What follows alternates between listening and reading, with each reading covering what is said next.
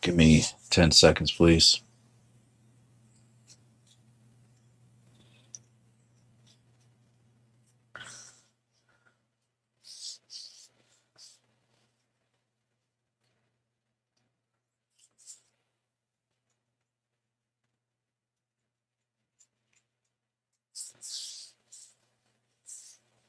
That was way more than 10 seconds, but anyway.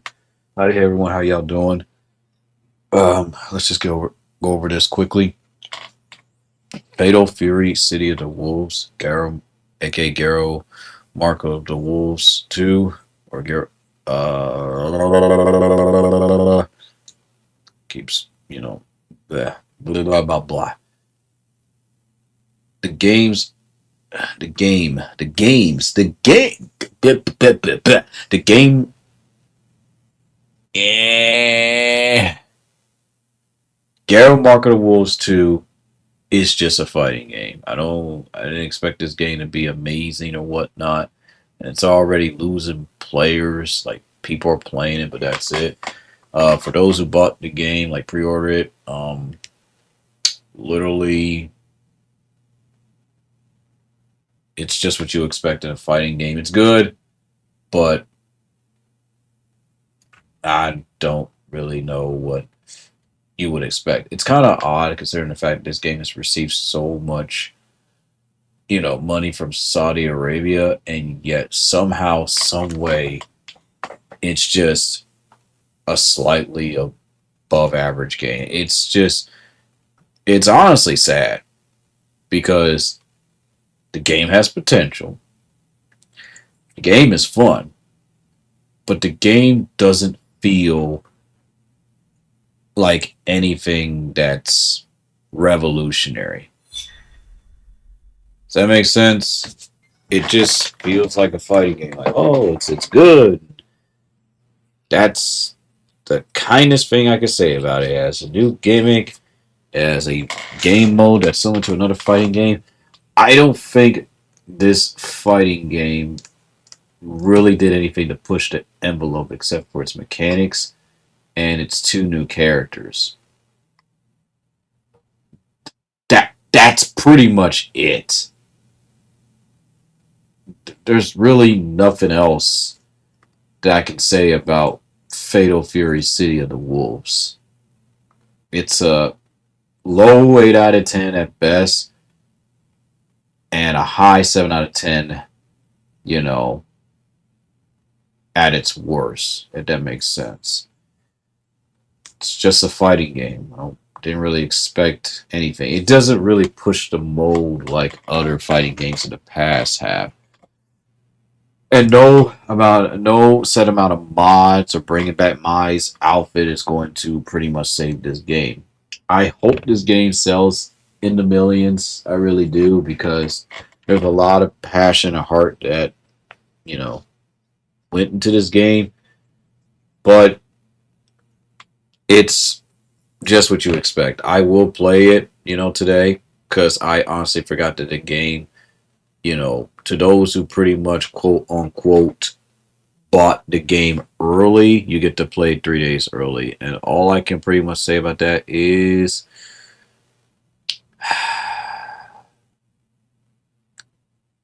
it was not worth the wait.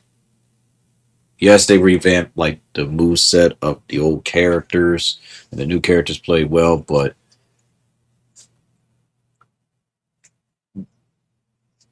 I don't know. I feel like this is just, for the fans. So if you are a fan of Garrow Mark of the Wolves, then disregard everything I'm saying. This game is probably the greatest thing of all time. But if you are just someone that's just, you know, a staunch fighting game fan and you'll defend fitness fighting games regardless, this is for you. If you are someone that's new to fighting games, I can't recommend it because it's pretty difficult and you're going to be spending lots of time in online mode and training mode just to quote unquote get good. So, all that advertisement, 4,000 plus players on its launch. Early launch. maybe during launch day, we'll probably see something miraculous like 100,000 players, which will be awesome.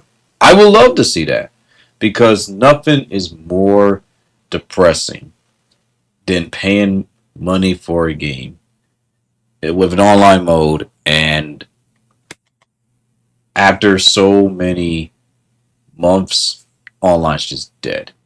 That is just no, I can't. Ugh. All right, so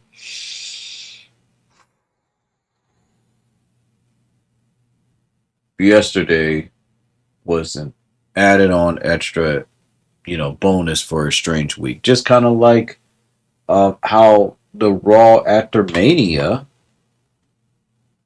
delivered. It delivered. Raw after Mania was great. The main event was good. The promos were fantastic. The celebrations were good.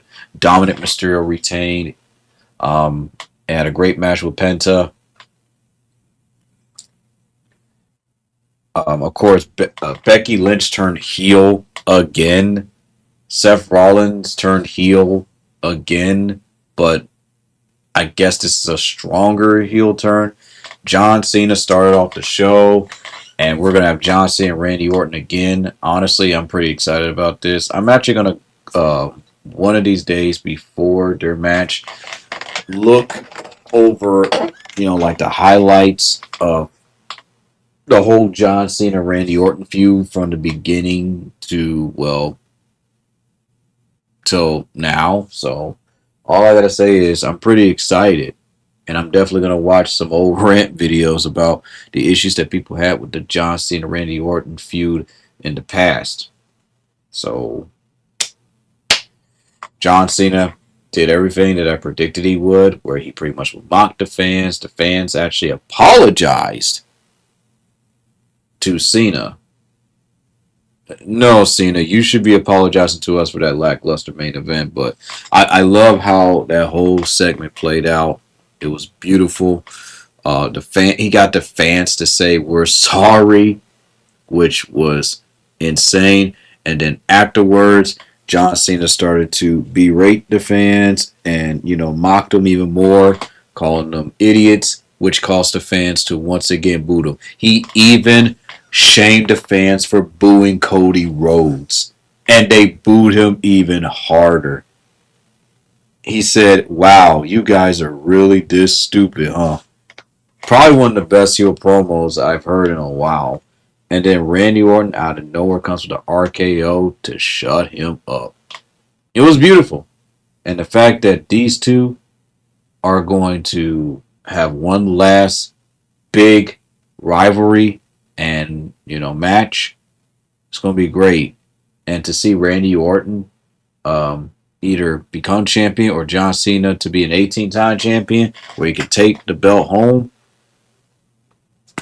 and the two pretty much hug it out, I think it's going to be probably one of the most emotional moments ever. It's literally going to be like Hulk Hogan and Macho Man Randy Savage, new generation. So if Randy Orton is literally Macho Man Randy Savage, which of course some would say technically it's CM Punk, I don't think CM Punk would like that, just saying. But you got to understand, this is, the generation that we grew up with. See, my father and my family, they grew up with Hulk Hogan, Macho Man. So did I. But to be fair, I mostly grew up with Cena and Randy Orton when they first started. So it makes sense. Cena and Randy Orton are a part of our generation. So to see these two conclude their stories, well, for him to pretty much, quote unquote, pass on a legacy to Randy Orton is a beautiful thing. It's awesome. I love it. And everything that went down, and of course, the only thing that didn't really make too much sense, because again, WWE can't help themselves, is Gunther getting angry instead of just taking this loss like a man, just like what Cody Rhodes did, and just enjoying his time with family. Gunther is over here causing chaos for some reason, like, please let this feud go. It's over.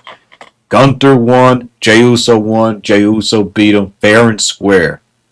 It's over. So no more of Gunther and Jey Uso. We are done with this. Finish it. It's over. There's no reason for this. Gunther needs a new opponent, someone that will really challenge him, and that's it. No more Gunther and Jey Uso. It's over. It's over. And someone in creative needs to tell them this. It's over. It's done. It is done.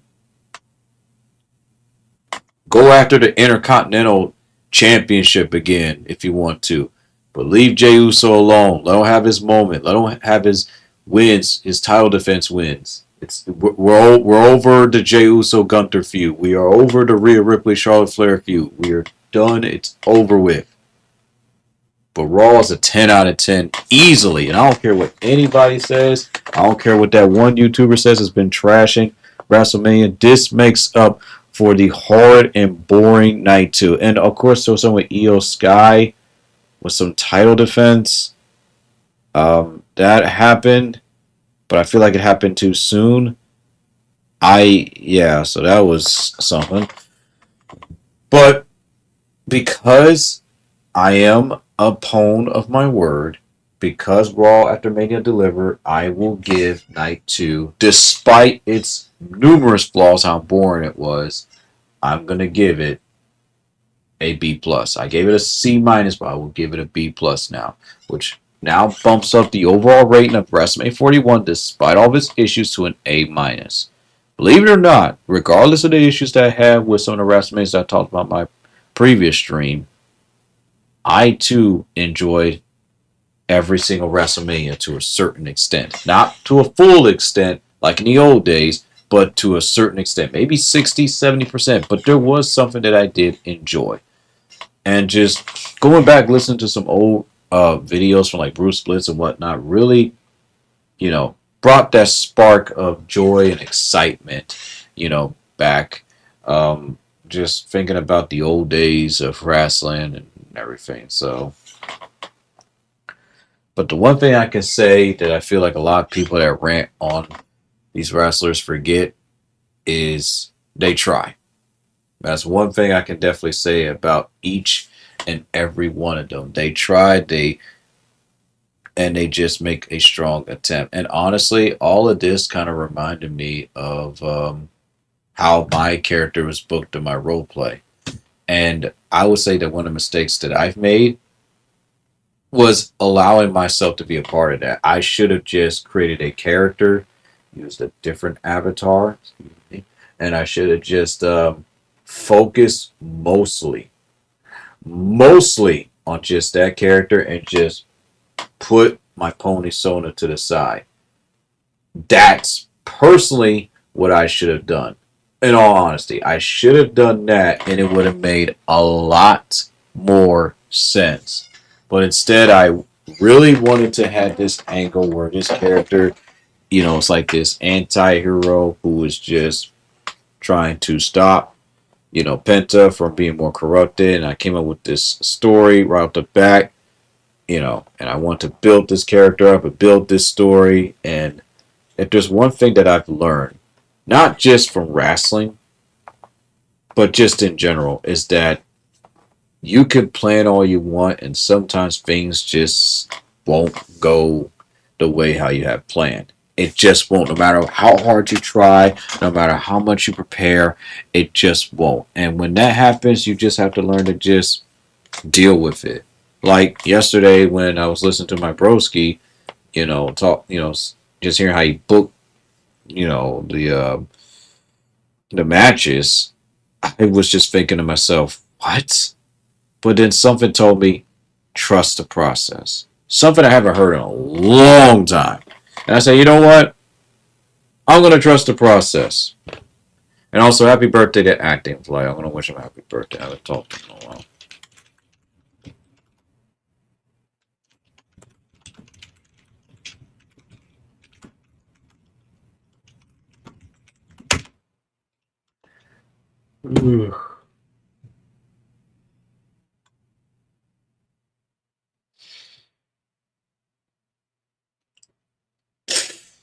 Oh man.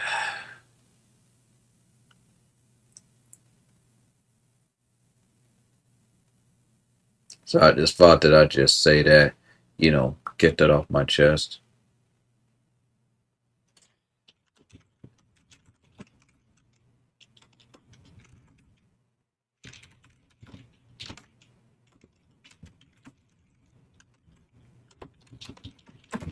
Eh, so hopefully, um, with everything that's going on, I'm just gonna go to flow. Like I said, once 2026 hits, which I really don't want to think that far, but I'm just at a point that I'm just not gonna worry about, like pushing my character. And I feel like because of everything that my character went through, through Xander's roleplay, whatnot, I am seriously thinking about probably just retiring the character, like for that roleplay, and just focusing on pushing a whole brand new, fresh character. Like I honestly like the story, between, that though with Xander and his VR family along with this, and I'm trying to put it all together.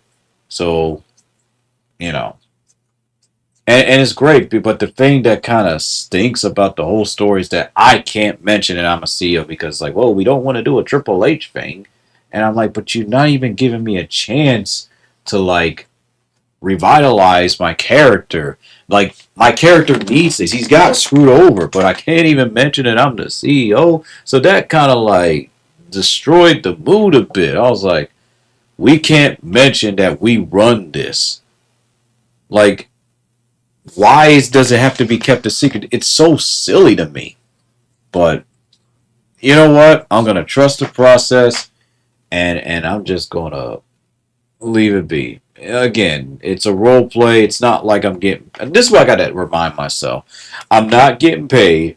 This is all for fun, and there is a literal channel where I can just create my own little fantasy role plays right there. So I can pretty much finish the story right there, my own role play. Just have everything just build up, up, up, up, up if I wanted to. But you know what I said? I just scrapped everything. So I went from putting the back burner to just scrapped it. Why? It's not because I'm discouraged. It's just I'm kind of looking at like, what's the point?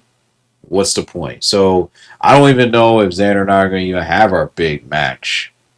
So, and that stinks. So since that's the case, and I feel like a lot of things have been scrapped, which is unfortunate. Allow me to explain how everything would have went down for the story, so that way we could just have everything concluded in a nice little neat package.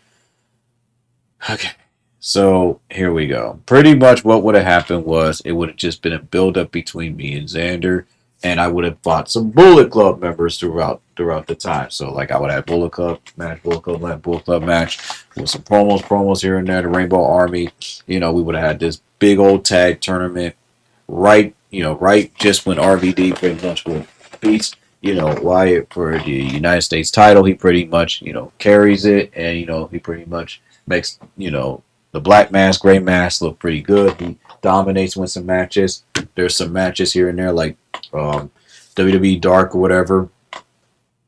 Samoa Joe dominates, Sami Callihan dominates, and Edge dominates. I had a storyline where Samoa Joe and Edge pretty much towards Wrestle Kingdom will have a last final match because they've been feuding for so long, but because they're injured, they won't be able to pretty much show their faces until like maybe after SummerSlam and whatnot. You see how I'm just trying to build this up so I can pretty much try to conclude this, but all of that got scrapped ever since, there was an issue with the other role play group and whatnot. So it's just like, and when I try to explain this to people, people are just not listening. So I'm just like, okay, well, now I'm just kind of like at a point where it's like, okay, what's your idea? We should do this and this. And I was like, okay, sure, whatever.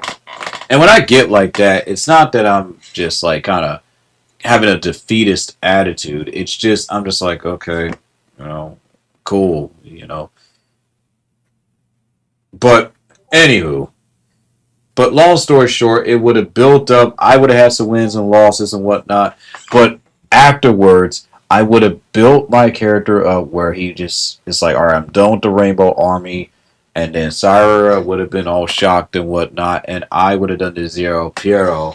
And then I would have formed a team with Penta, Ray Phoenix, Pac, and Dragon Lita. And we would have dominated and gathered every single tag belt from every promotion. We would have made history. And then, of course, after we would have dominated to, defeat the Rainbow Army in the finals for the tag tournament, I would have pretty much made a statement. After making that whole statement, there goes my bacon, it's done. Pretty much my character would have went through some singles matches. Of course, I would pretty much win some of them, lose some of them, but the main events I would win them, all building up to the feud I would have with the Bullet Club. Even though I stated I signed a feud, the Bullet Club, of course, broke the contract and decided to still start war anyway. All of this would have culminated to, the family, like some issues with the VR family and whatnot. And then, of course, the whole with me losing, like a big match or whatnot that would have cost me a title. Afterwards, that's when, something, Sire would have been involved in this where it's like, now you have to make a choice. It's either with us or the ponies. And then, that's when I would have came in, beat the crap out of Xander's character and whatnot. And then I would have called him out and I would have said, you signed a contract. You and your Bullet Club buddies broke this contract because of this match. But don't worry. I assure you that in the next coming weeks, I will make your life hell. See, I would have built this up. Wyatt would have done his thing, still been Intercontinental Champion, still won his matches. He would have still done his thing with Scoldy and whatnot. And I would have done my thing. It would have built something to something bigger for the New Japan Pro Wrestling WrestleFest cross WWE, where it would have been this huge long event, and I was going to stream it on YouTube, Trovo, and TikTok. Yes, TikTok. And then, of course, regardless whether I won or not, it wouldn't matter. It would have resulted in us hugging it out and being done with this. So if he beats me, my character would have been retired, and that would have been it. And then I would have to start over a new character. But if he lost, then the Bullet Club's done, and then pretty much, since I'm already CEO or whatever, it would have just pretty much started up a new feud. So then after that match and whatnot, and just fighting, what would have happened towards the end of that match that would have been the main event is the character that I've been feuding with, not Xander, it would have been someone else. They would have rose, they would have came out in a new outfit with the hood over their head, and of course they would have won a belt, which I guess will be something, I don't know, it will be some type of belt, and they will raise it up high, and then I will raise, my belt up high, which whatever belt that is, and that would have ended the show. And that would have built something up. And then that's when I would have talked to Wyatt, Godzilla, and whatnot. And I would have said, okay, this was great. We built our stories. This was awesome. And everything. What are we going to do? Are we going to split? Are we going to do this? But they didn't even give me the chance to at least, cook. So now I have to take all those story ideas and toss them in the trash, unfortunately. So the big match, all of that stuff, can't do. And now it's just like, I'm going to win this belt, and it's just going to feel so uneventful because it's not what I want. I wanted my character to pretty much have like this tragic, build up. You know what I mean? Like he went through all of this, through this utter promotion, got screwed over, got injured, and and I just really want to build this up. That's why I changed the theme song to The Fire Inside, because that was going to be the new theme song. And I was actually going to see if I could commission someone to change that theme song where it's a mixture of that Emptiness Machine and my original theme song. But once again, everything changed, and now all those plans just got tossed in the trash. Well, not in the trash, but it's in the what if category. And I'm a little kind of ticked about this. Not really, but again, it's my fault because I should have never used my Pony Sona. Lesson learned. If you ever are a part of pro wrestling in general, make sure you have a character that sticks and doesn't just get wasted immediately. You need something that people will remember. And I can definitely say when it comes to my character, I'm at a point where I'm just ready to just say I'm done with using the Pony character because he's already went through so many Like he has some great matches, but he's already went through like so much that it's just at the point where it's just like whatever, man. It's kind of like with Cody Rhodes when he realizes that if I beat Cena, this won't even mean anything to me. So hey, you know what, Cena, take your 17th title win. I'm going home with my family. I'm gonna work out and everything, and then afterwards, I'll hopefully they'll call me up with some type of brilliant story or whatever. But at this point, I need some time to think. Literally, that would have been me if I was Cody. I feel like I'm at a point where I'm just like, Cody Rhodes, where it's just like, you know what, winning this title, like, what's the point? I'm gonna cash in my Money in the Bank, and not only that, the Money in the Bank match felt so rushed, and I couldn't even like fully enjoy it, have my moments, have my fight. It just didn't feel right. But you know what? That's why I have the what ifs in there, because what was supposed to happen to Royal Rumble stuff, there was supposed to be a bunch of big surprises. And it was supposed to be one with Conor McGregor where I actually super kick him and knock him out. And that would have caused like a standoff where Conor McGregor pretty much, came back in the ring trying to fight me, and then that's when I don't know, somebody would have came and like attacked me and would be like, oh man, Wilgers gonna lose and whatnot. But it turns out I don't lose. But once again, never was given the chance to build this up. So it was just like, well, this happened, so now you gotta. And I can only imagine how certain and honestly, with all this, I feel like the pain of like certain wrestlers that have like these cool creative ideas, and it just someone just tells you, yeah, sorry, that ain't gonna work. Like for instance, there was a situation where in the role play, I was gonna have Bobby Lashley come out all injured or whatnot. He was gonna fight, but guess what? He was going to be eliminated anyway. He was just gonna make a statement to one of the destroyers, eliminate them, and then of course he was gonna get eliminated afterwards. And so because it's like, wow, Bobby Lashley, he just got in a match, and now here he comes. He's back in the match. People call that lazy booking, but it's not. If it's done right, it's actually pretty cool. You have someone that's double booked. They look strong, but apparently I don't know anything about how to book a wrestling show. So, and I have all these great ideas, but all of the ideas that I've had have just been tossed in the trash. And it's not. And it's weird because I'm the CEO of this wrestling role play, but yet I don't feel like a CEO. I literally just feel like someone who's just approving everything. Well, here's what I have. What do you say? And I'm just like, well, what do I say? Because it's kind of like the questions that I ask of, well, what's your story? So that's just where I'm at right now. That's why I'm ready to retire my pony character with these role plays and just move on and just build another character instead. So, and I feel like that's the best move because it's like, well, if no one's going to listen to me, then what's the point? I'm trying to like build something that's great, and I'm trying to do something that's never been done before, but we can't have custom matches. We can't do this. And it's just like, I'm like, I can just imagine like booking. Like honestly, I will say this. This wrestling role play has really opened my eyes to like what actual wrestlers go through. Just constantly being disappointed, constantly being frustrated with corporate, constantly, being told that they can't do this and they can't do that. And it's just I could see why so many wrestlers they will move to AEW like, oh, we could do what we want, but then they get injured. So in a way, all of this kind of makes sense. It really does. It makes sense, and it just teaches me so much.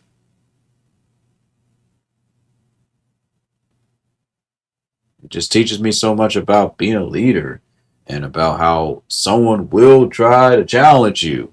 And you got to make a stand and let that person know, like, no, this is how we're going to do things. But it gets so tiring because it's like, I know what I'm doing.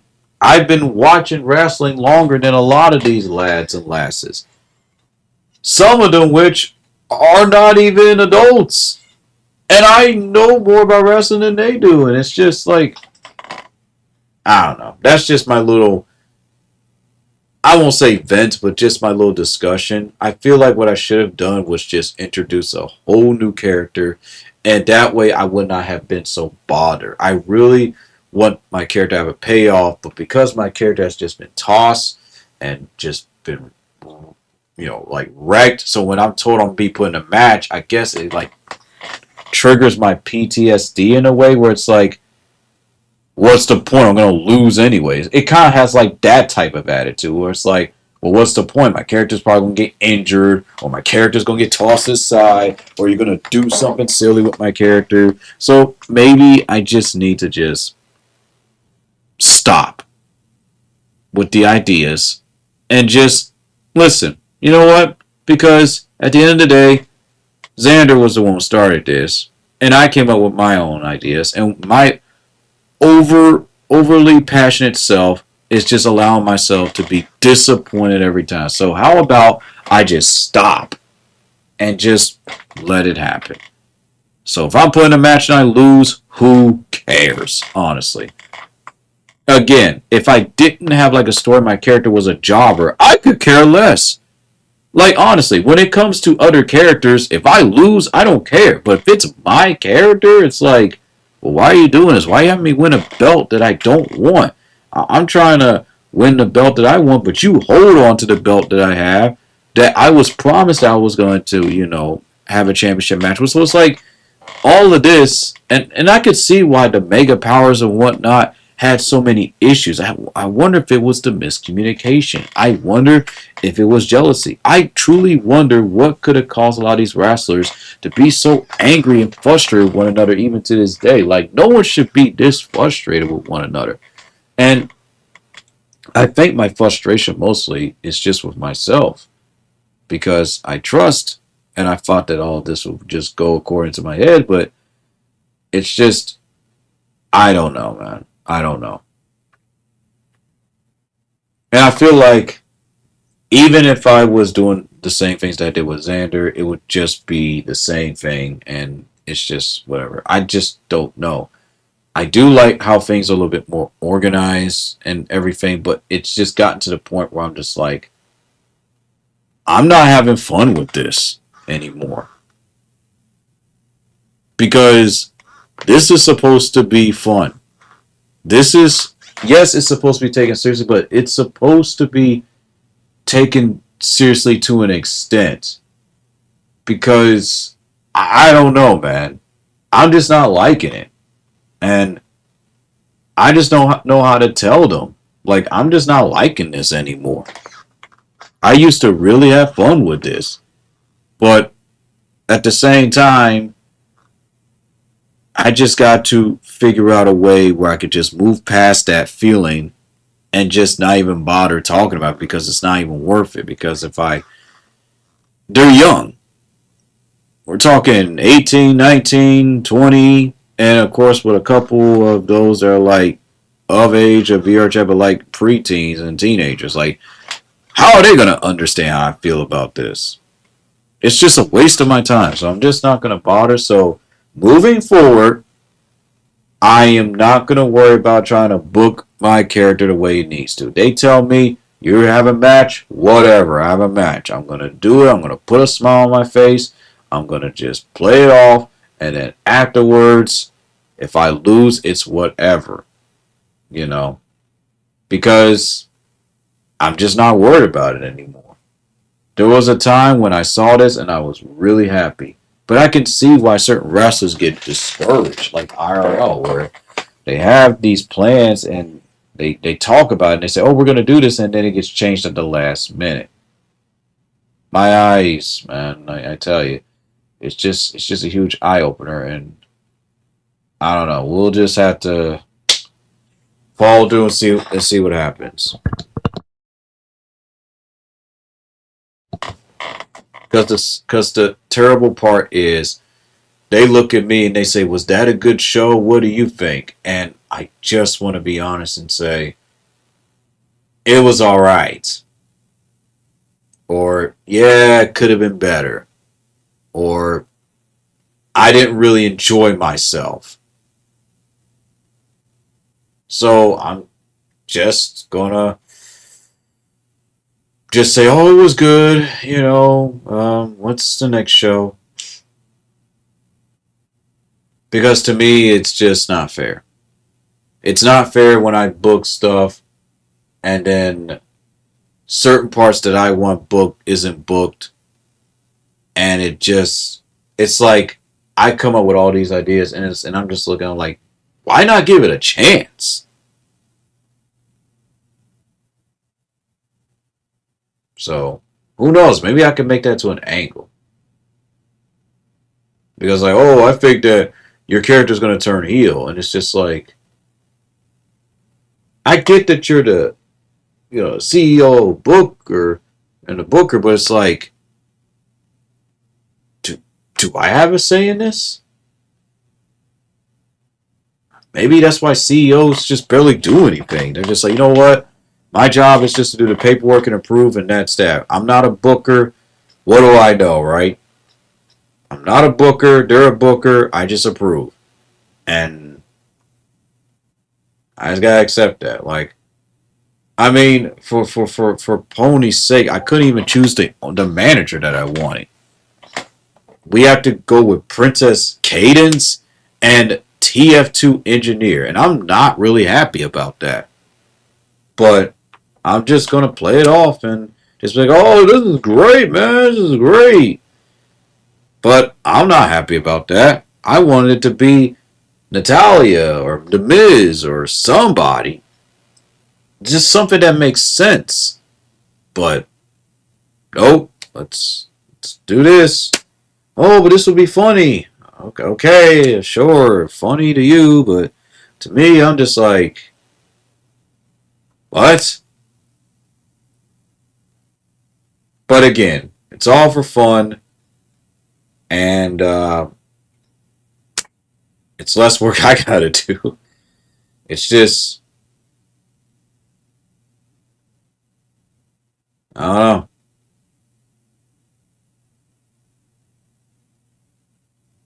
A lot of this is really just opening my eyes to what wrestlers go through and everything, and that's why I empathize with them more so than ever. So I can imagine the pain and frustration and like CM Punk and Roman Reigns, eyes, the frustration in Cody Rhodes' face, especially when John Cena's face was like, wow, that match could have been better, but whatever, I'm gonna take my W and that's it.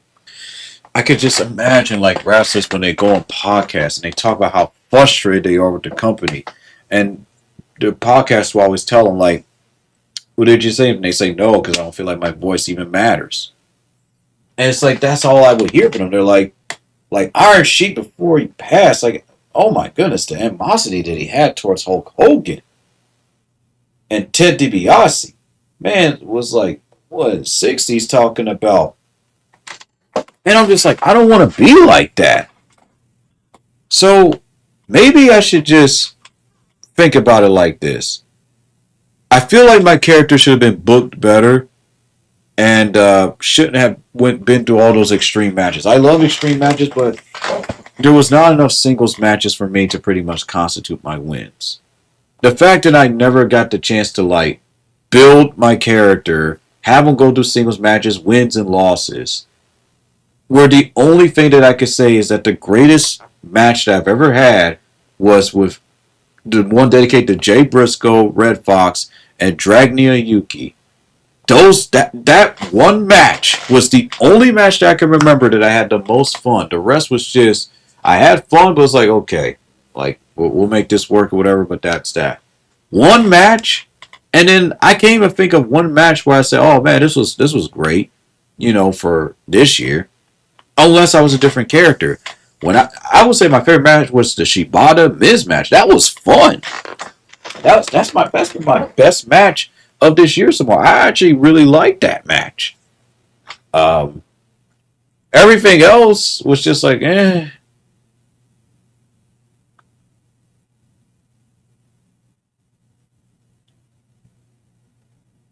I just don't know. I don't want to be that person that has to like forcefully interfere with the story and change things because I just secretly don't like it. But if I'm gonna have to do that, then screw it. I may have to do it. because I need a booker that's just not going to just put in matches, but also listen to me, hear what I have to say. I can't just have someone that just, here's what we're going to do, this is how we're going to do it. Like, no, like I need someone to listen to me, hear me out, because what I say matters too. And I wonder if that's how the bookers and CEO, like of any wrestling corporation, felt, where it's like one of them's not being heard. Like the CEO takes over, the booker takes over, and it's just,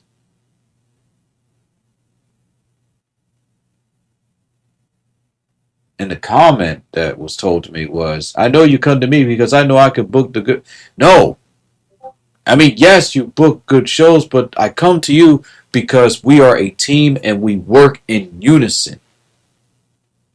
That's the whole point. We work in unison, not you book everything and I don't have a say in it. No. No.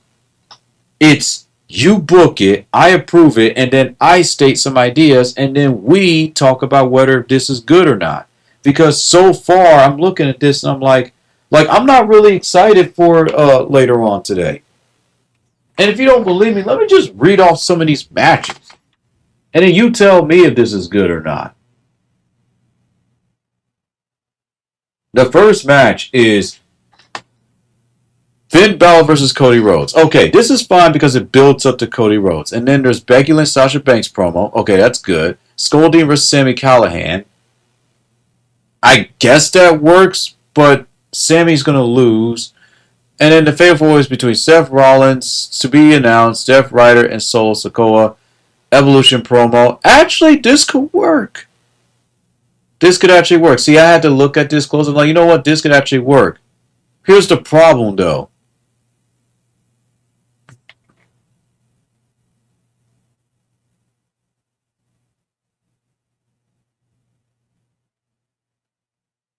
What about the Rainbow Army?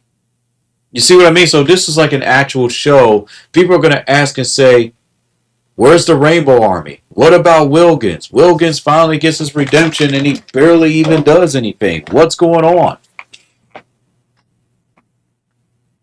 This is why, while this show, when I look back at it, you know what? This is actually a well-booked show, but I had to like really work with the booker and say, okay, make matches that make sense with the story.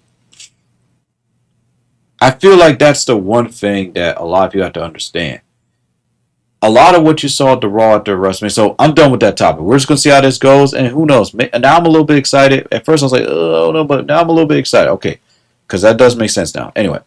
So long story short, just be careful how you book your characters and you will never have to worry about being too disappointed. Anywho. But that's why the Raw at the WrestleMania was the way it was. Because they knew Night 2 was terrible. They knew it was terrible. Yes, the matches were good, but the payoff was bad.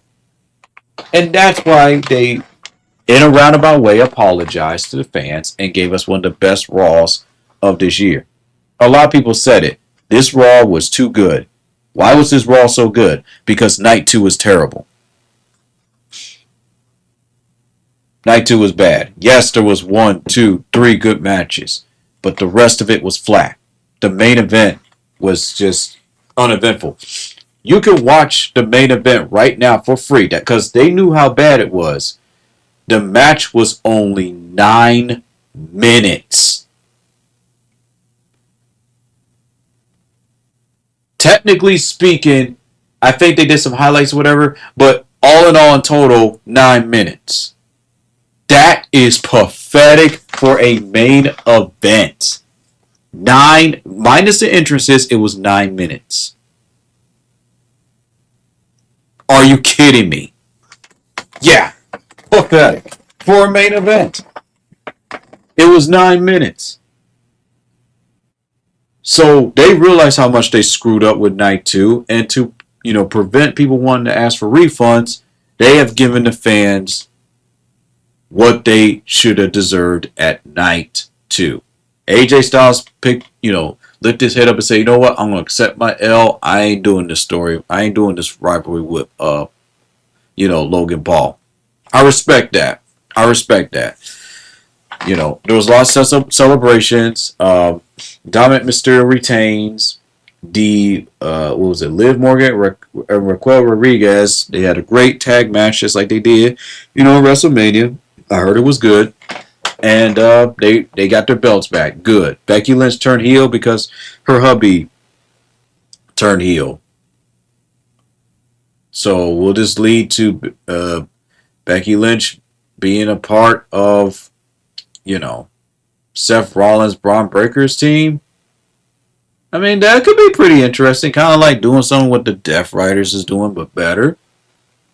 If that's what they're aiming for, cool. I like how John Cena's taking some notes from MJF, which is awesome.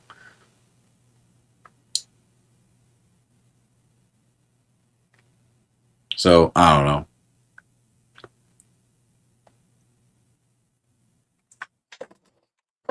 But that's why the Raw at the WrestleMania was just, you know, eh.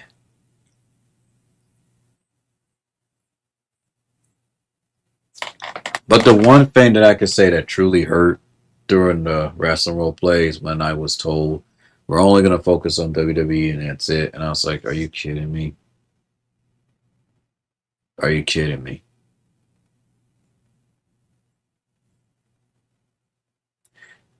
I wanted to say so badly during that voice call. This is not the Vince McMahon era anymore.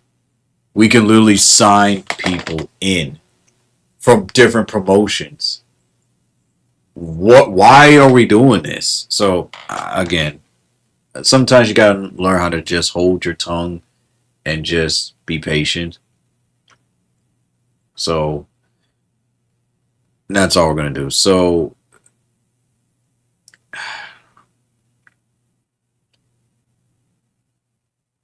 I'm just gonna be real with you. After Raw, I'm just gonna be like, yeah, we could talk about this later. I'll just type something up and then you just change what you want. I'm gonna go to bed afterwards. That's what I'm gonna say. I'm like, yeah, I've already typed it up. Here you go. I'm gone. I'm out.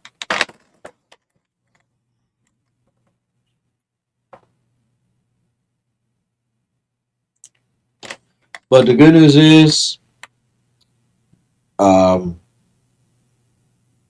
that's what the What If role play, channel and the Discord server is for.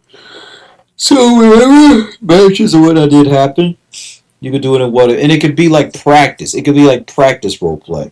The What If could be practice. Like, okay, do I book it like this or do I book it like this? So it'll be great practice for everyone. But I don't know.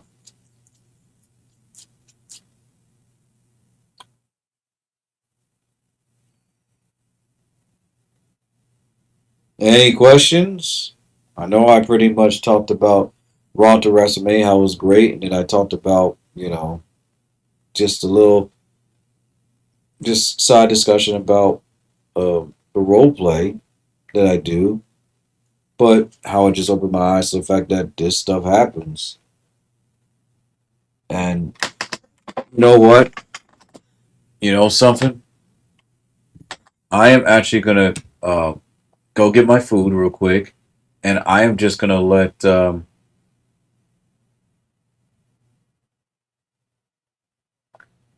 gonna let him speak. He's from this is from an old Bruce Blitz review. I'm gonna let him speak for a bit, and then you all just tell me if he's right or wrong.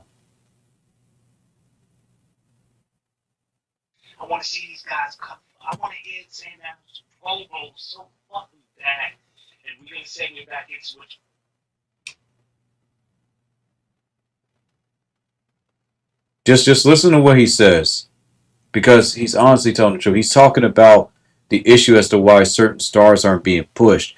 And what's so scary about this is that this podcast by Bruce Bliss and his friends was done on March 24th of 2014.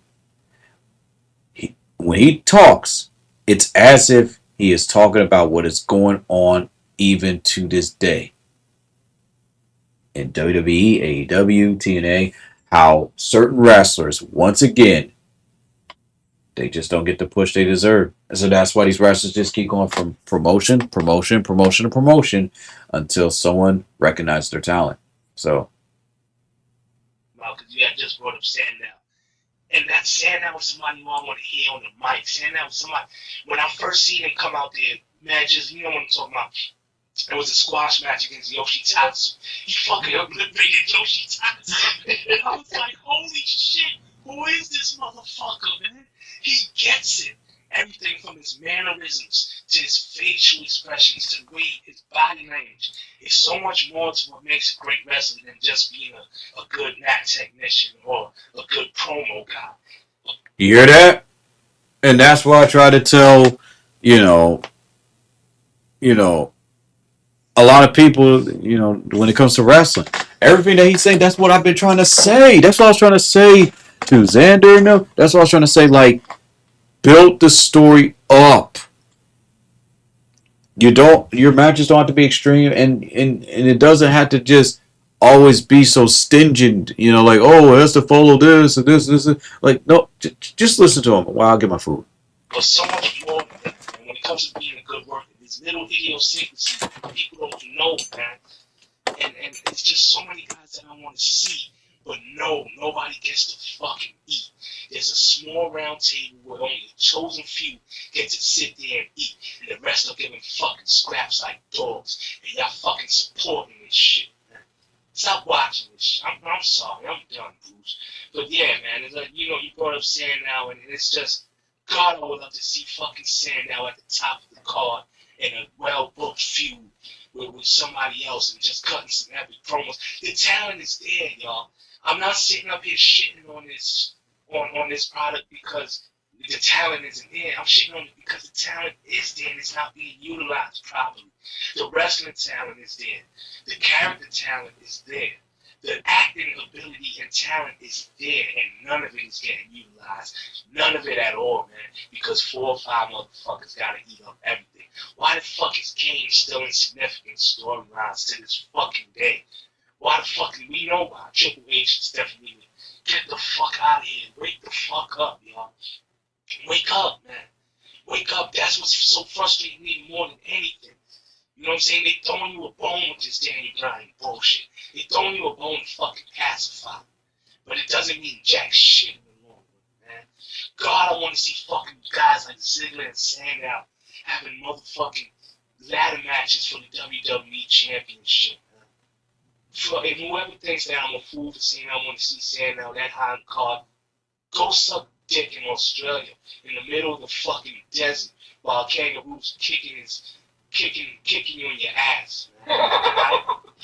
I'm fucking, you don't know fucking wrestling, you don't know this business. Yeah, let them all soup you and kick you right in your fucking ass while you sucking donkey cock. Fucking desert, dick blowing motherfucker. Fuck all you cock blowers, man, who don't understand what we be talking about up here, man. Fuck all of y'all, man. Fuck all of y'all. If y'all don't see eye to eye with us, man. Fuck you, you're a cock blower, man. Everybody on your block is a cock blower. You have big cock blowing parties, man. Big cock blowing galas on the weekend. Motherfuckers watching the WWE network and all that bullshit. Fuck you, man. Stop supporting this shit, man. Yeah, I said somebody like Sandow should be up there. Somebody like Ziggler should be up there. Because they fucking should. How long has Ziggler been in the company? Mad Jizzle?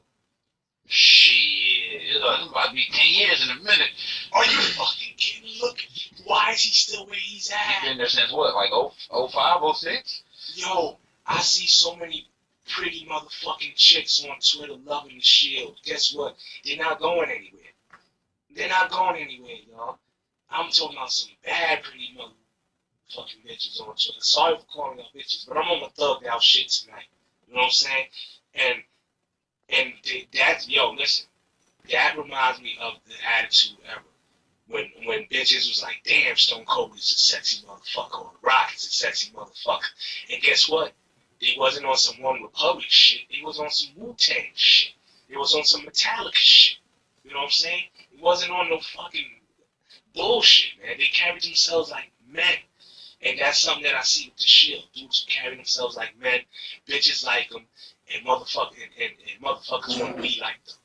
You know, then to me, That's the it factor right there. You know what I'm saying? And I just don't get it. I just don't get why guys like that aren't at the forefront of the company, man. I don't understand why guys like that don't have a place. You know what I'm saying? In the realm, because the realm is just been turned on its fucking head, where emasculated fuckboys and non-talented, non-athletic fuckboys, that's who are being idolized, man. At the end of the day, and so Vince could just feed off of that, man. Vince doesn't have to change anything else. It's a hand in hand. It's brainwashed motherfuckers already coming to the table, and Vince just brainwashing them even more because society's pussified, and everything reflects that, from the NBA to hip hop music to the WWE. It's just a reflection of the fucking pussified society that we live in, man. And it's nothing against anyone. You know, if you're a big fan of WWE, fine. You know what I'm saying? As my man, the Black Lion, would tell you, more power to you. Oh, fuck that. You know what I'm saying? But I can't, man. I just can't get with it anymore. What the fuck happened, man, to everything that I love? Why is it run by motherfuckers who sound like Drake? Why is it run by motherfuckers who look like Cena? Why is it flop motherfucking kings like LeBron? Why are these guys that's spearheading everything that I love that was so real and raw and just the 90s changed the world, man. The 90s changed the fucking world. And 90s wrestling was a big part of that, man. There's a reason why, if you're a hip hop fan from the 90s, you knew about guys that were wrestling in the 90s. And people who were wrestling fans knew about hip hop artists and metal artists and all that. And everything just meshed together because the one common denominator, like Bruce always said, there was no low common denominator. No lowest common denominator. It was just one common denominator. Tough, real, raw, that type of shit. That was the common denominator between all those genres of entertainment. And now what's the lowest common denominator? Vagina. Because half of these motherfuckers who are into this shit all have a fucking vagina. I'm done. I'm sorry, Bruce. I ain't gonna take up all this time. I mean, Was he right or was he wrong? Was he right or was he wrong? As explicit as he was he right or was he wrong? Everything that he said, that was back in 2014 of March 24th. It's happening now. It's happening now. No matter how hard some of these wrestlers work, only a select few are chosen and they're in this circle. And this round table, oh, they just pass it around. Oh, we'll just have this person, be there. We'll just have this person be here. We'll have this person be here. Oh, we'll get the fans what they want, and then we're going to shut them down. WWE's been doing this for years, and they are the worst offenders of this. Because Vince McMahon taught them this, and it's just constantly just being shared. People have this Vince McMahon mentality when it comes to booking.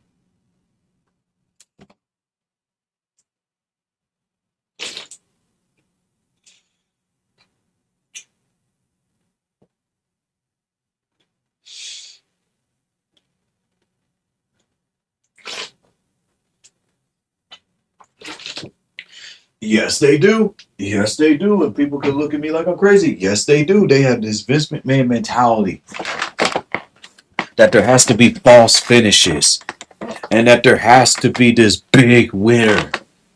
And they don't realize that a lot of these wrestlers, thanks to a lot of these indie promotions, can indeed talk, can indeed work in the ring. But nobody in corporate has given them that chance to revitalize their character.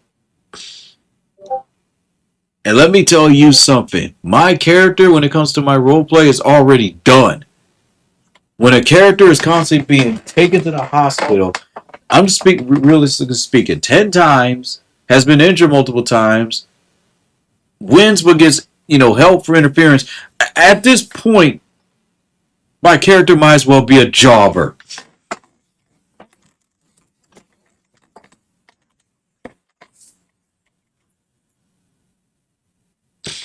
And I refuse to let my character be a jobber.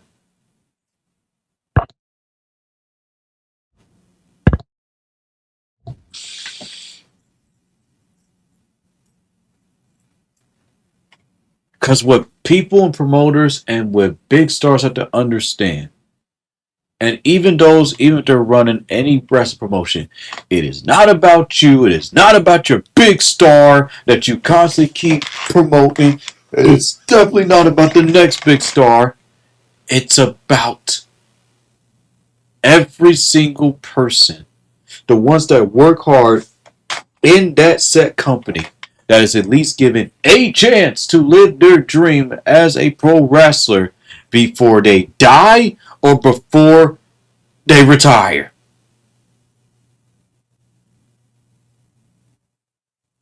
I don't want to constantly keep seeing rest in peace to a wrestler who never even gotten an Intercontinental Championship title ring.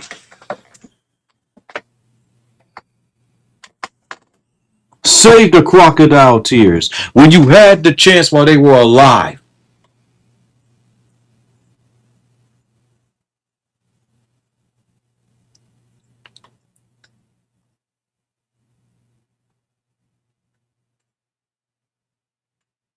As the WWE CEO, VR chat, the role play, I'm gonna make sure that the right people get a chance.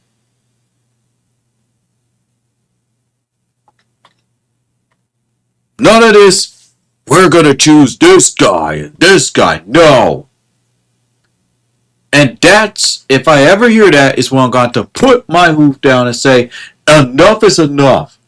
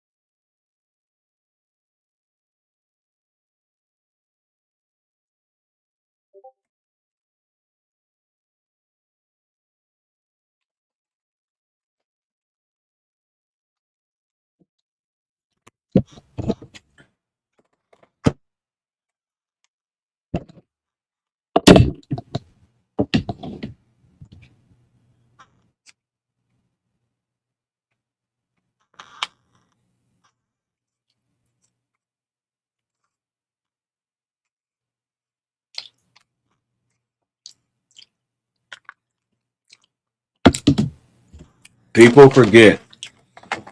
They forget all the time. They forget constantly. That's not always about them.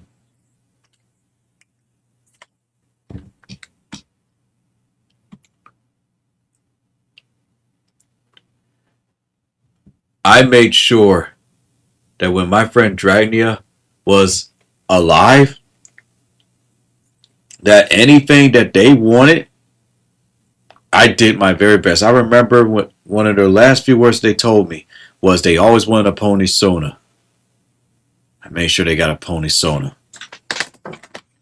They always wanted to be a streamer. Well, they're part of my streams. And here's the thing. Here's the thing that people don't seem to understand. You don't have to be that type of person. You could be selfish as all hell, and that's perfectly fine. But it's within your conscience that you have to live by that every single day of your entire life. And then when that person is dead and gone, or when they're out of your life, You have to live with that. And trust me when I tell you, it is one of the worst and most painful feelings when you have an opportunity to do the right thing and you missed it because you only thought about yourself. And then people wonder why I stop hanging around certain streamers because I see that type of attitude in them every single time I'm around them. It's all about them and they forget every single time. It's why I stopped participating in certain roleplay groups because of that exact reason.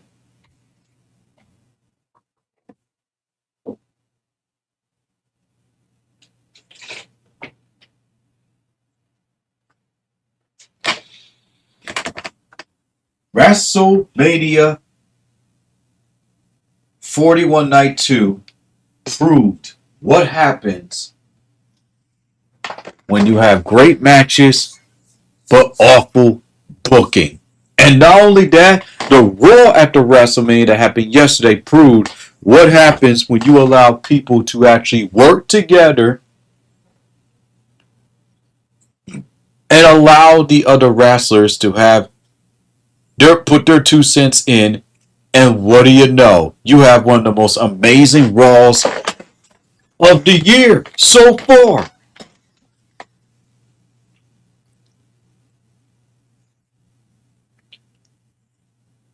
It's a team effort. Life is a team effort. The one thing that my family member told me, and it was just something simple, me just cooking bacon. I didn't do nothing wrong, but she reminded me. She said, "Never stop wanting help.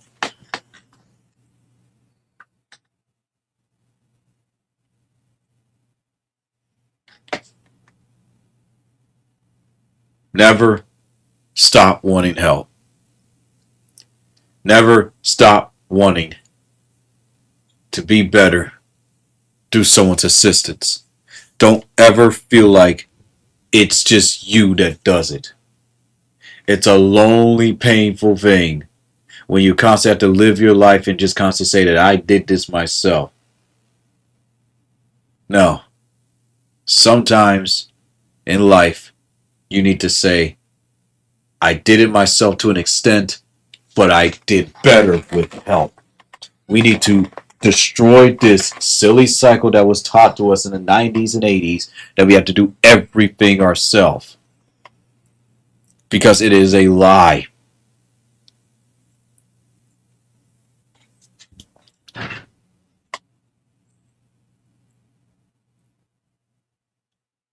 Now, I feel a lot better. I just need to get that off my chest. I know what I need to do.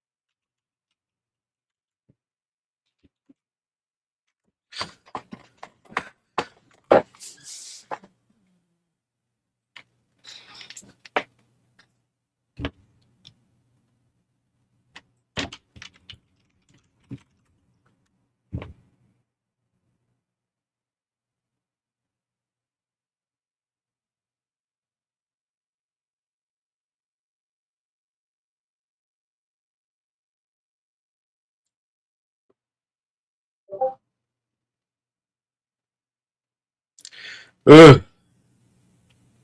What was I going on about again? Oh yeah, yeah, it was something. I think it was about role play or whatever. Anyway, y'all ready for me to react to Fatal Fury?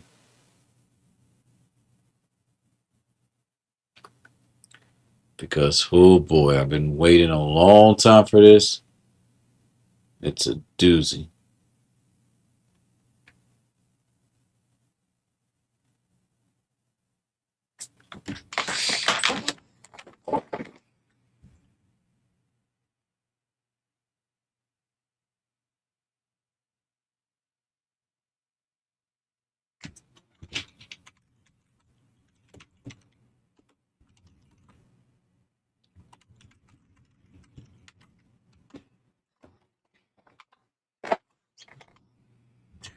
Oh boy,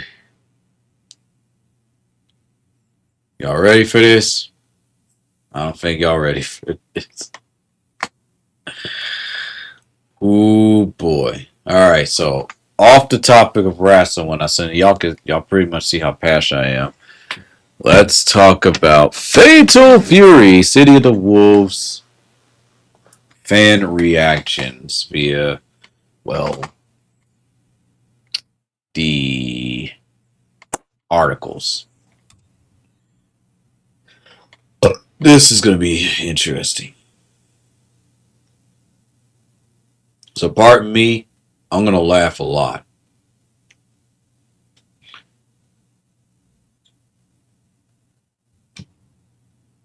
So, first and foremost, let's just go to each story mode. We're just going to start off.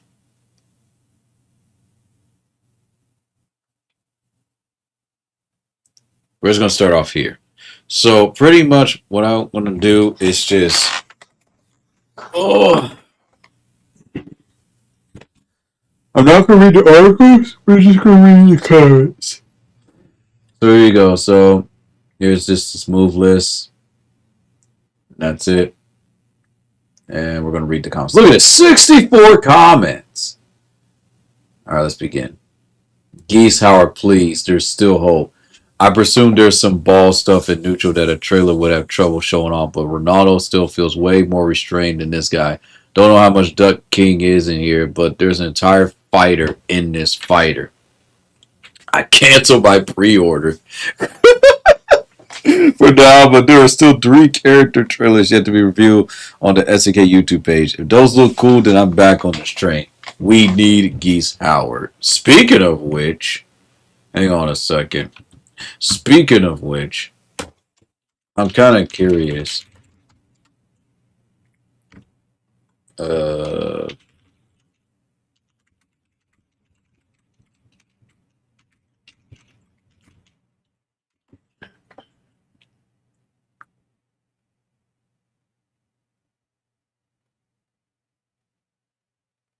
there's already a way to play as Geese Howard via a cheat engine. That's hilarious.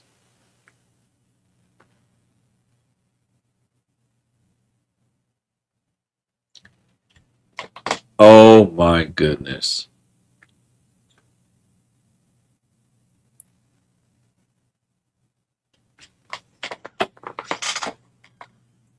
And of course, broken and overpowered.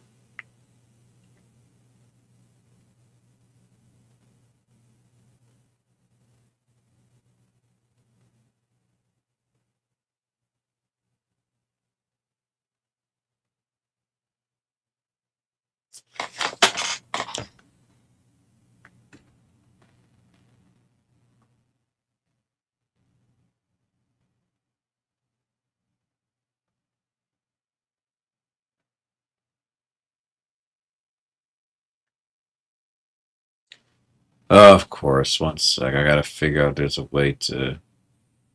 So I know Event Hubs is gonna hop on this. Like I'm like, oh my goodness, you can play as the boss character. You know, you can play as the boss character.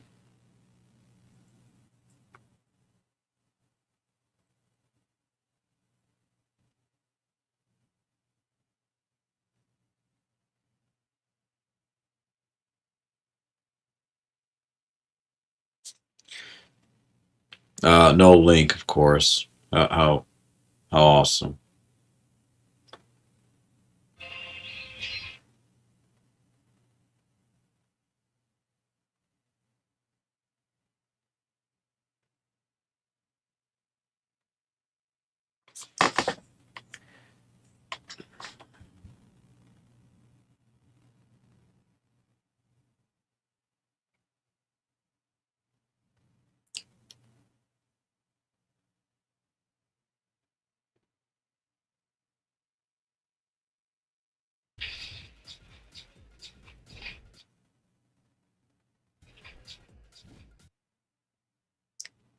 And there's Fallen Rock, where pretty much it's Rock Howard as the new generation geese?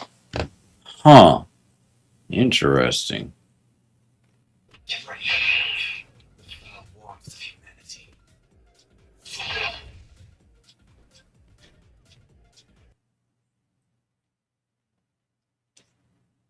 And his moveset is definitely different from his father's.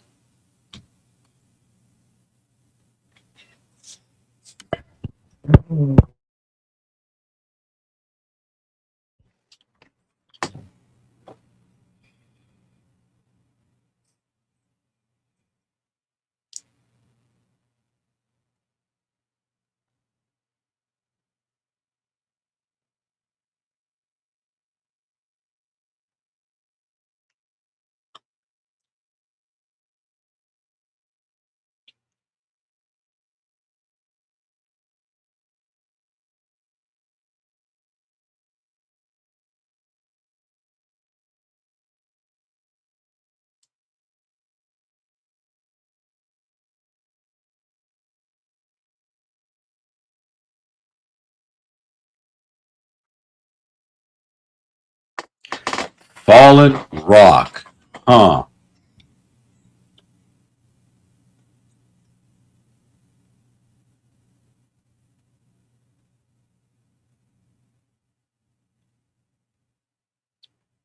And of course, that's lovely. We don't even get a guide on how to do this.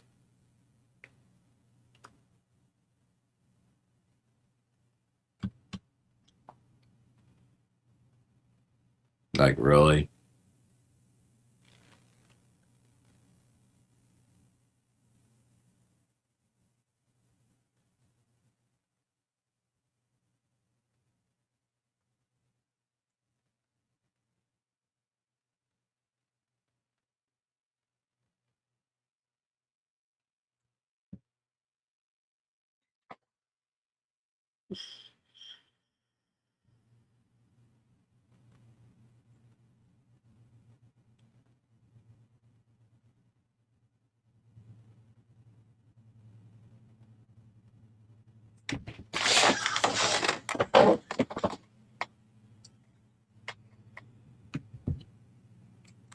So I'm checking out some gameplay, and I'm just blown away at how broken his character is.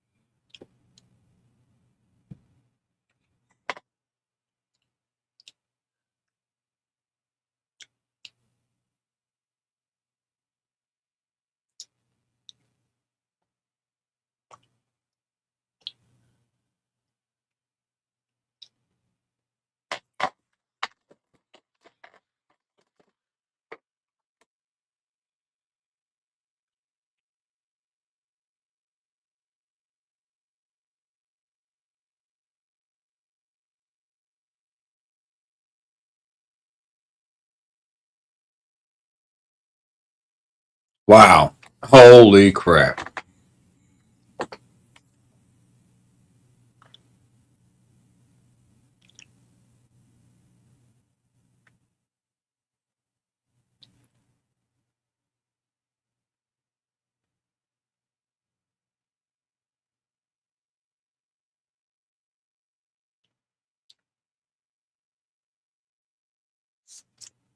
Holy crap, man.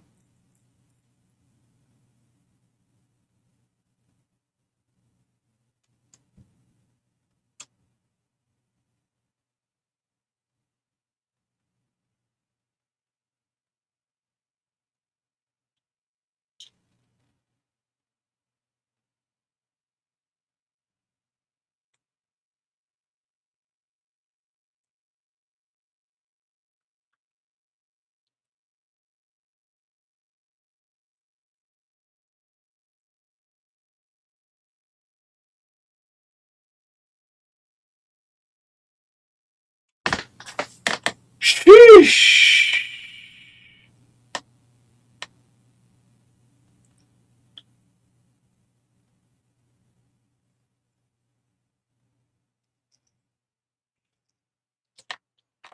Just checking out some videos. And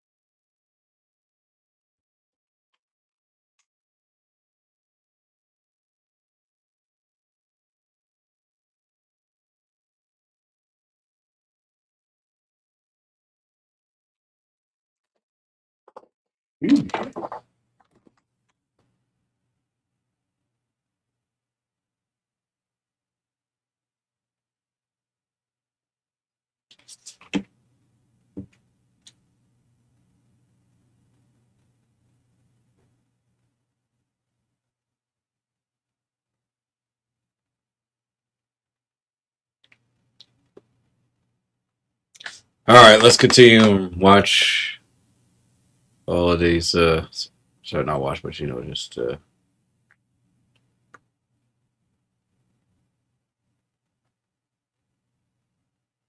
react to a lot of these vids. So not vids, articles. Blah. Here we go. These guest characters were DLC sold separately. I will still be mad, but being in the base roster is unforgivable.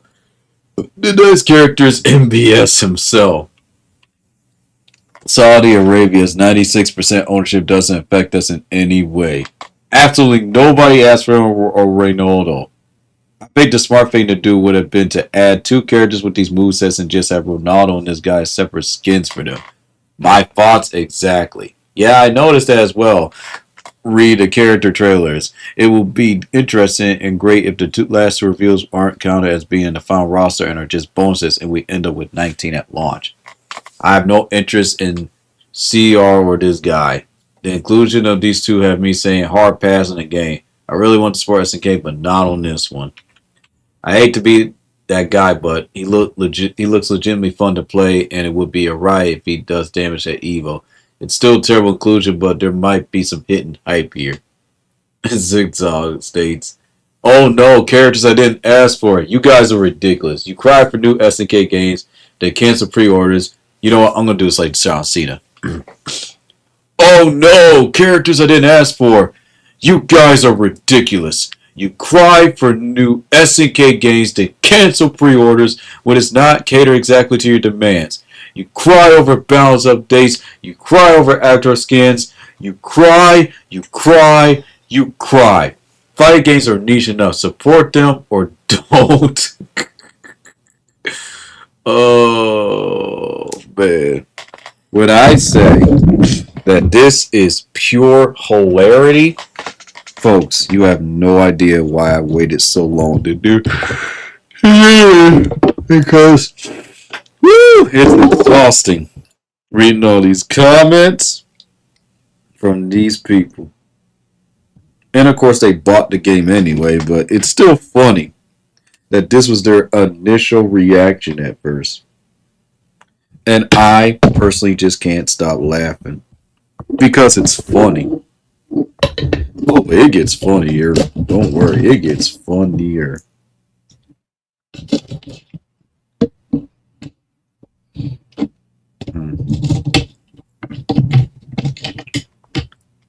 Got my bacon jelly sandwich. I'm ready.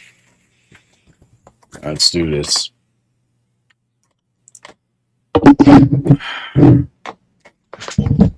I want to see how the mix of movesets from other characters like Ricardo's hand, stand kicks, and Nagre's swimming moves are going to work at high level. Depending on his hitbox, that air drop slam may be a pain in the to deal with. And if the kick slam works on hit stun like Clark, he's going to be dangerous. I can see him being popular with players that enjoy stance and mix up characters. The game page shows that there are 73 trailers, yet if these two characters don't affect the initial 17 roster as it was announced, I think it's alright. Well, good luck to everybody between this and Ronaldo. I'm going to pass. Sorry, Baldo. Soul Calibur is more believable.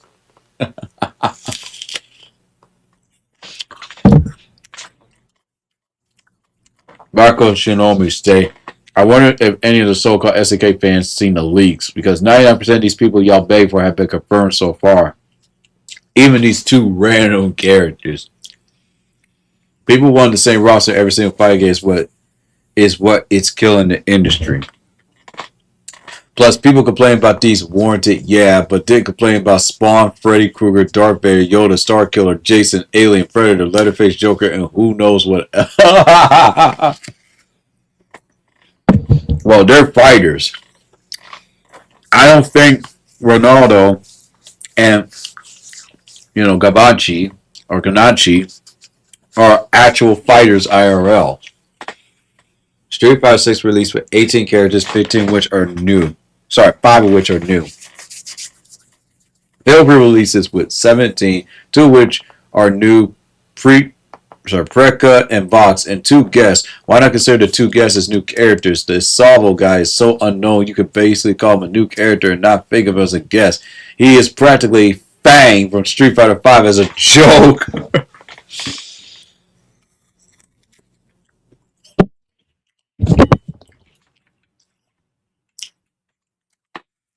I still hope for Jay Hong, Freeman, and Haku Tomara. If not now, at least in the second season pass. I don't like much this DJ Ronaldo being in the game, but unfortunately there's nothing to do. Exactly. Starbuster says, since we're adding literally anyone, I would love to play as Mr. Worldwide, aka Pitbull.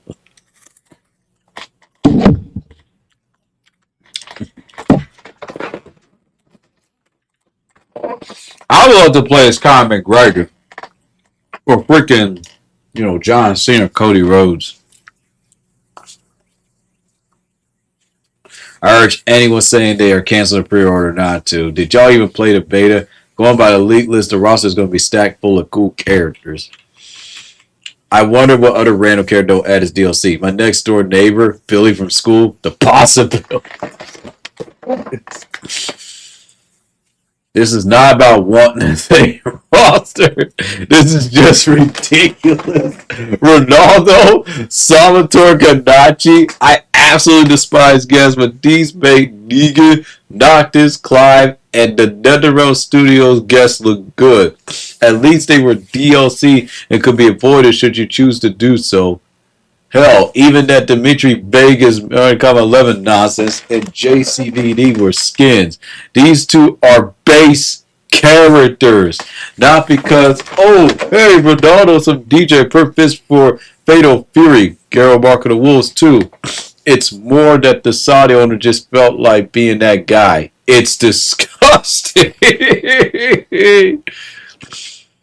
Ronaldo trailer is about to hit the top 5 most watched SNK videos. It has an 89% positive ratio on YouTube, thumbs up versus down. Meanwhile, this guy's live action trailer has a 44% upvote, meaning a net negative. His gameplay trailer is 41%, and the Japanese gameplay trailer is 33%. People are not feeling this character. As I said before, Ronaldo made businesses but was lame. This was stupid. Bad for sales and PR and disliked by the majority of people who learn about it from anywhere. The only place people are receiving it any positive light is on Salvatore's mere upload the trailer of his own YouTube page. This is such a bad decision. Oh god. Now I gotta play the game.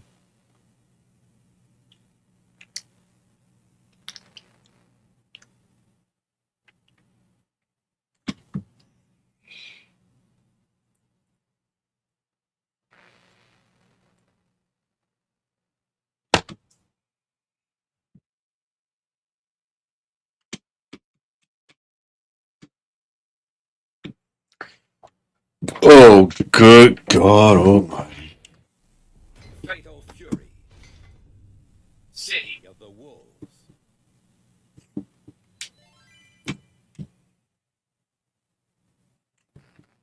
Let's keep going, shall we? Because this is funny.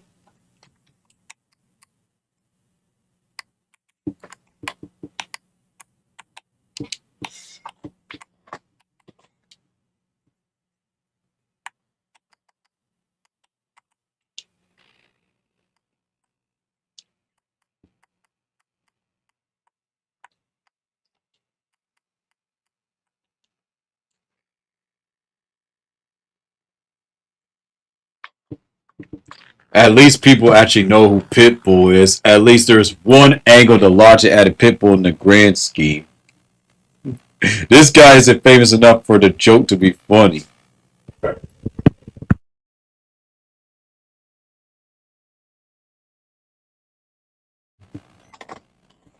I guarantee that if instead of Salvatore they had announced like Bob Dylan, Sire, Rick Astley, people would be unhappy, but not as much. The Rock or City also might get a ha ha. WTF is this? This is so dumb. And maybe the video gets a 65-70% up or 30% thumbs down.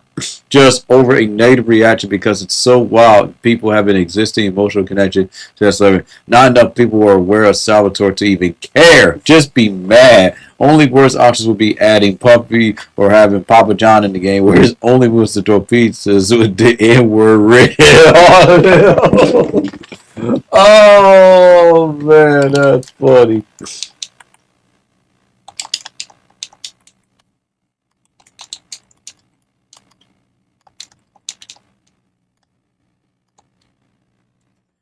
Also, hang on a second. What is up with this weather? So boy, hey, I got close.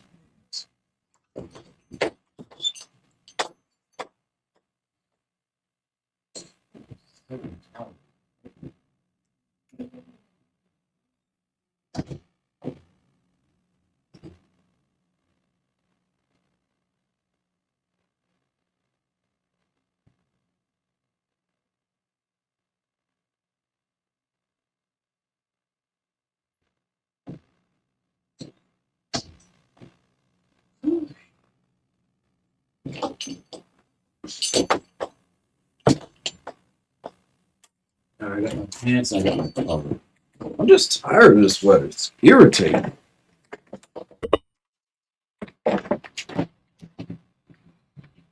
It's like, oh, it's gonna be warm. Oh, it's gonna be cool. Oh, it's gonna be warm. Oh, it's gonna be cool. Make up your mind.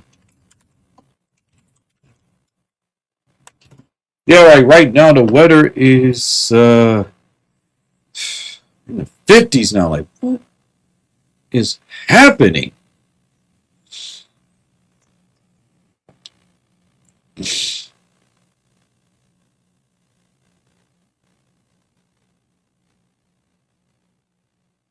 Okay, it's 70 degrees now.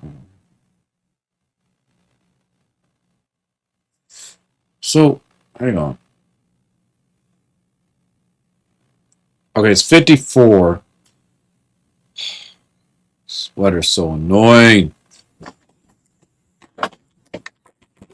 Like, it was really warm today. And now all of a sudden it's in the 50s.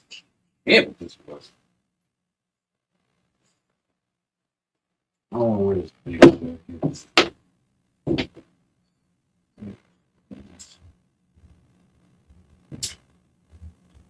I just don't get it. Like, warm or hot? Okay, warm or cold? Warm or cold? Make up mind.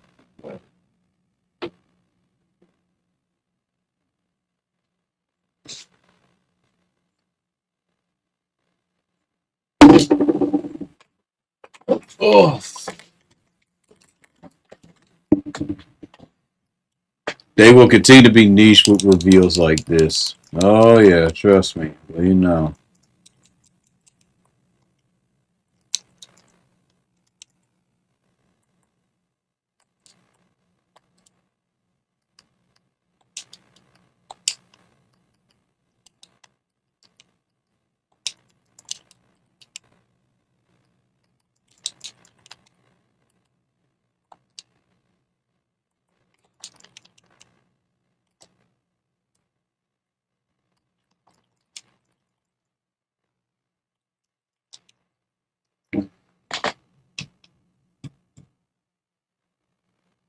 The fact that you think those examples are the same as what's going on with City of the Wolves is fairly dubious, if not hilarious. There's not much Boone could do to ruin his own franchise with the guest characters because the fanbase will swallow it full stop. They aren't the same consumers who expected more from a returning franchise. It sets a precedent for nonsense. If future DLC seasons are all but guaranteed, I guess that would be a decent consolation, but that isn't the case. If this game flops, there's no reason to continue funneling content into it. Well, it's funny how you say that, Kenshiro, because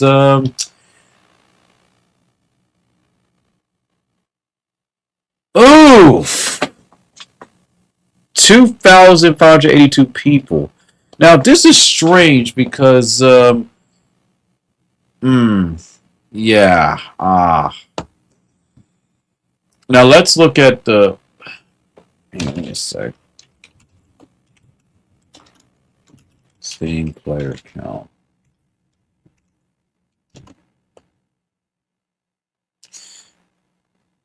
Its peak was 4,674 players.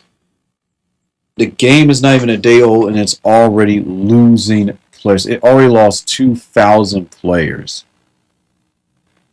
Oof.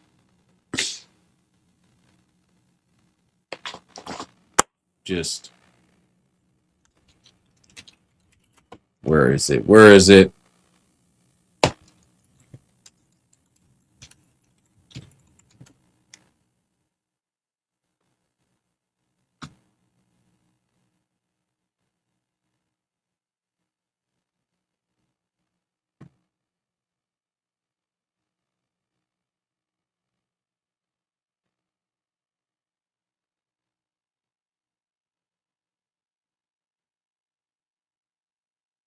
Yeah.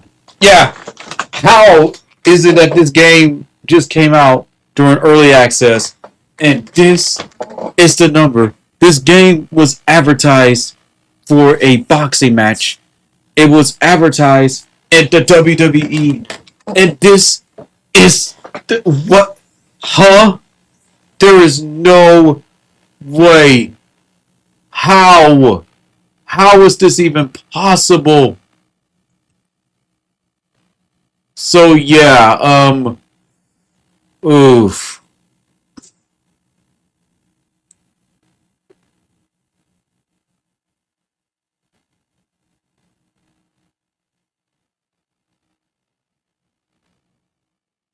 I just,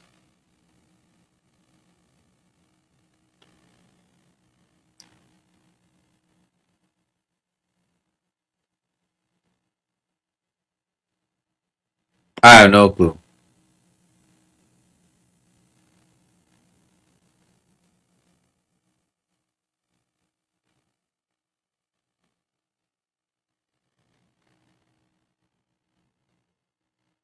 At Roman Reigns. I'm just reading the comments and see.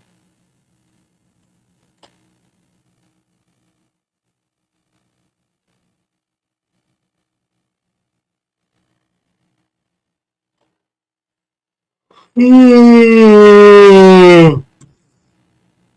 right.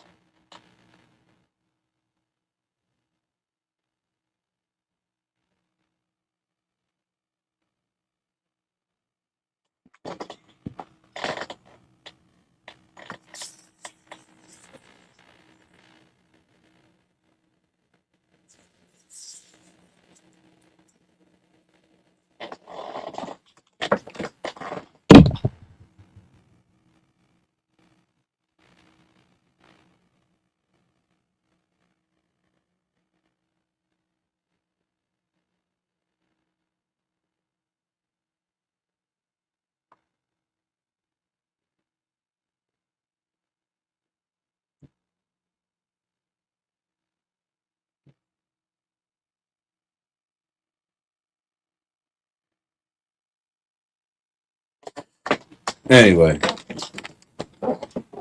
people did complain about the Mortal Kombat guests, but at least they mostly fit. I mean, is Leatherface that crazy in the face of Barack or Kung Lao? Is Robocop that weird when the game already has cyborgs and cops? I think the superheroes are the ones that are the most out of place, but even they are hyper violent characters in their own media, so they fit the tone. Plus, none of them are real people. I didn't see a whole lot of complaint about Preacher, especially after getting hands on time. Vox has gotten pretty good reception for the most part. All the Street Fighter 6 newcomers are well liked, or even more than Block or Honda. People certainly aren't a fan of bait and switch. Seemed like Duck King was coming back for the first time in a long while, and he's a cult favorite who hasn't been playable in a new game for 20 years. I won't cancel. Game still looks slick as heck. My BJ Terry, Ken, Chun, and Mr. Big is playing to keep me busy. I hope for that cool wrestling championship guy from King of Fighters 15. Sorry, what characters look good compared to these? Not this and clever characters from a high fantasy Japanese RPG series that has absolutely nothing to do with Tekken. Especially considering Noctis was supposed to go into Soul Calibur 6, which would have been a way better fit. Negan is from a zombie series, which also has nothing to do with Tekken, and use a baseball bat as a weapon. Granted, it's the same series with bears, kangaroos, and wooden puppets fight, but that's stretching too far. And the NetherRealm Studios guess, mostly slashers who literally needed movesets pulled out of NetherRealm Studios to make a lick of sense. Otherwise, they would just hack and slash away. Freddy needed demonic gloves. Jason needed to actually teleport. They made a Tarkovsky alien and so on. Sorry, neither of those look good. All of them are bad. Do they? You're looking only at the violence angle and forgetting the main thing. Their aesthetic doesn't fit. Slasher assassins are just that. As I stated above, NetherRealm Studios had to create entirely new moves for them to make them fit. Also, for many people, cyborgs and cops were the moment Mortal Kombat stopped being taken seriously. Sorry, all of the six Striker fans, he's the most uninspired design. He's the most uninspired and broken at the time moveset, and the most uninspired person on Mortal Kombat. Small wonder he never returned. As for the cyborgs, now NetherRealm Studios simply decided to make them girls wearing Iron Man as suits and called it a day. Did he? I have seen many people react negatively to Vox because he looked like an uninteresting Grant instead of having Grant proper. SNK games had plenty of newcomers people consider bad. As for Street Fighter 6, I wouldn't say all of the newcomers were well received. Lily is highly controversial in some circles, while Jamie's just there. And people didn't find the new power trio of Luke, Kimberly, and Jamie appealing at all. Do you really believe Final Fantasy or SNK has this big of a fan base? Even with. Oh, God. Oh.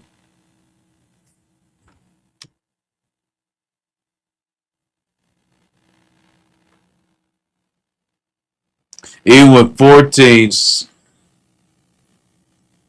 even with 14 SS 2019 and 15, they're still niche. What the world is SS? I can't even remember. And do you believe that casuals will throw a fit about this soccer player and this DJ or taking a spot of these characters I don't care about because I only know Ryu, Ken, Scorpion, Sub-Zero?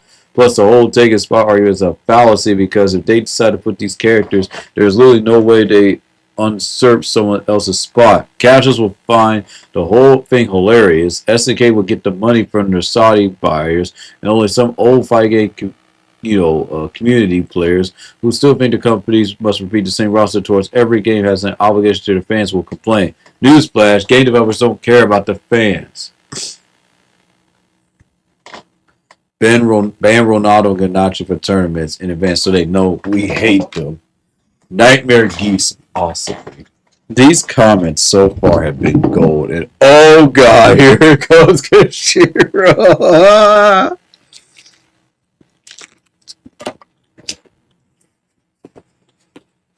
Oh my. Oh man. Hmm.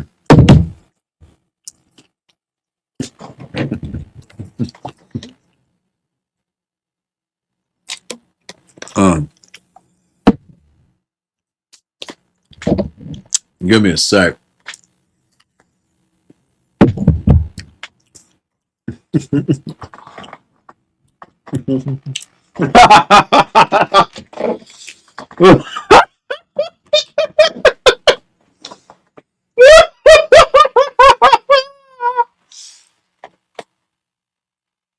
Oh my goodness. Folks, here we go. Here we go. This is where it's getting good. In a word, no. The SNK fan base is only concerned with one type of game and its presentation graphically. That's not coming back in the foreseeable future. That doesn't mean you take whatever is left of your fan base to wake a soccer star and follow that up with an eccentric DJ. Again, what does any of this have to do with football? and his infinity towards the Macquarie. This isn't about strictly this is about the blatant pandering. As a plethora of fighters to choose from. And ever since Mr. Big was revealed, they are more than willing to pull from their sister series. This DJ could have been included as a free update for a sales milestone. Ronaldo could have been an NPC in the EOST portion of the game to gauge the interest of eventually making them playable. I wasn't under any delusion that most developers actually care about the people they're making the games for, but there's a world of difference in that stark reality, making sure your future products are under more scrutiny. And on another note, I wasn't in league with those who exclaim they are canceling pre-orders because it is. I'm on the mind that if you're that quick to put down a pre-order, then your impulsiveness is a reward to the company. They are going to retroactively remove these two, especially when it's so close to release date. They were hoping they showed enough of the game to entice you to buy it. Every aspect of online play better be top notch for these later reviews to be worth picking up for the game, period. Oh God.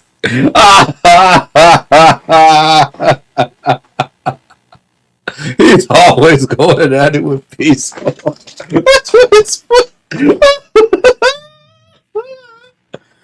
They're always going at it. Oh, I also found that was a really moot point to bring up the roster to say you have King of Fighters for that. 14 probably include the most newcomers to the series, but from game to game, teams change.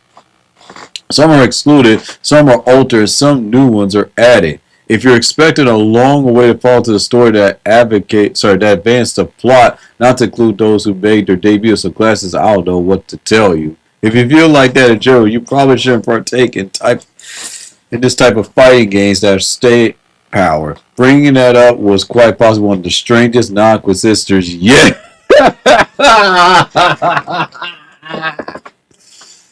Good to see you hold tight. You mean Antonov?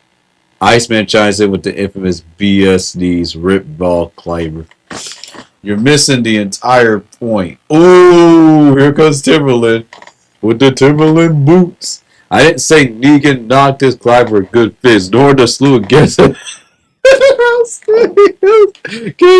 There, I do agree with you. However, they were all DLC, so you had a choice whether or not to purchase them. Doesn't mean it's right, but you had a choice.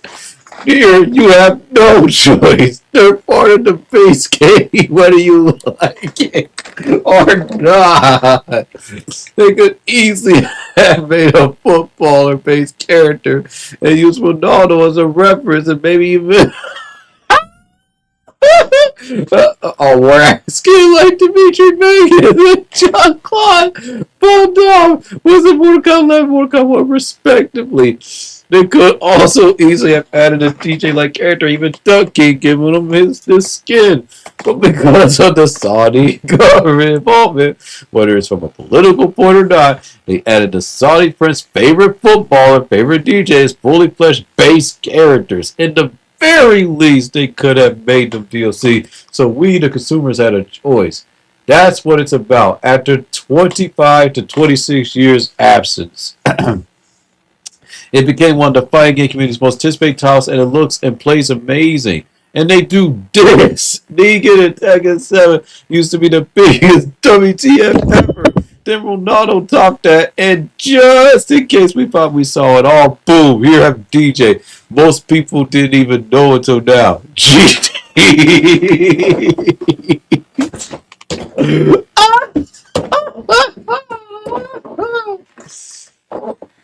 Oh my goodness. Oh, oh my goodness. Oh, this is too much even for me. Mm, mm, mm. I can't. This is also too much. Mm.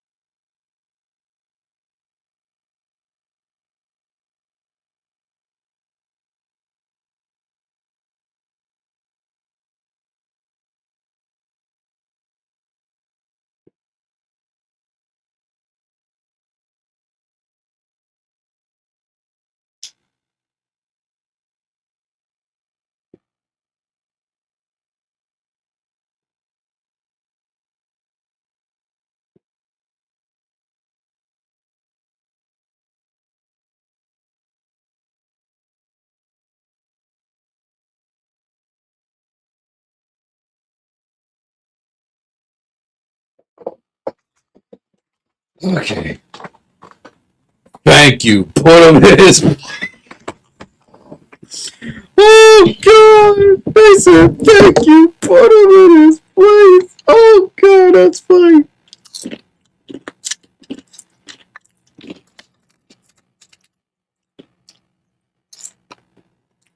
They said put him in his place.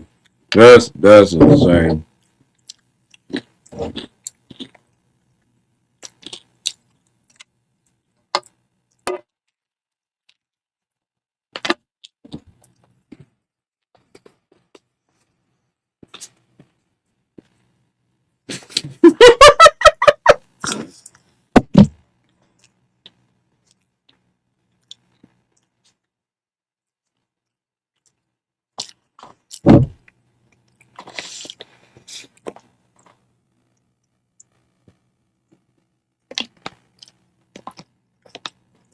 I can't stop laughing. This is funny. They said thank you. Put him in his place. I'm done. All Sega shows more stuff for Virtua Fighter 6 at Summer Game Fest. Virtua Fighter Forever! Vocal tomorrow, audio leak. Very early in this character model leaked around early March, so he's coming. There are 4 characters in most fighting games. Just don't pick them. Tekken gave us Dr. Be Gone and wasted 2 slots for a bear. I agree that these picks are certainly odd, but 1. Try not to let 2 characters affect the rest of the game, and 2. The Season Pass is free. Music options and color customizations also free. Each to their own, I guess. There will be people who will love these 2 characters, and clearly people who loathe them, and then there are those who have bigger things to get wound up about. Regardless of all the discord, these 2 are extras anyway that aren't part of the 17 base roster. There will be a few others down the line, but most of the Garo roster will be in the game, including Duck eventually. Ryo, Blue, Mary, Freeman, Cracer, to name a few as well. You keep telling yourself that. Because if this game doesn't do well, yeah. So you gotta make sure that this game has like 100,000 players playing at launch or something. Boy, y'all can forget it.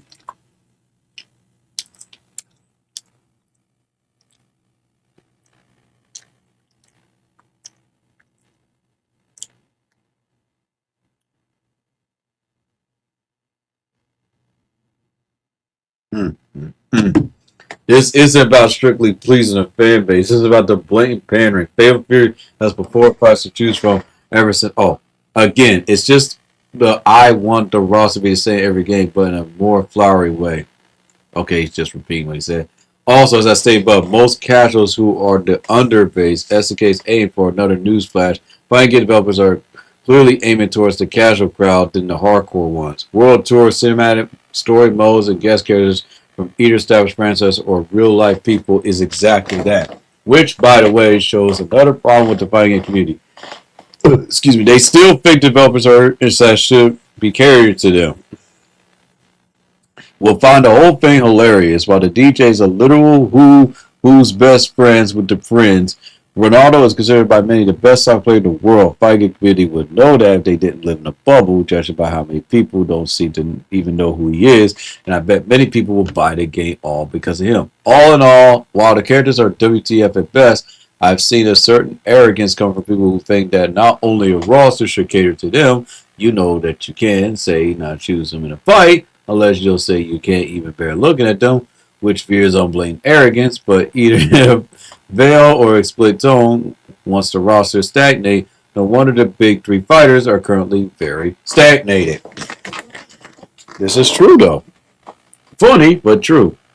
Here, you have no choice. They're part of base roster whether you like it or not. You could simply, not pick them unless you're going to say, like I stated before, if you can't even bear to look at them, which goes back to the arrogance argument.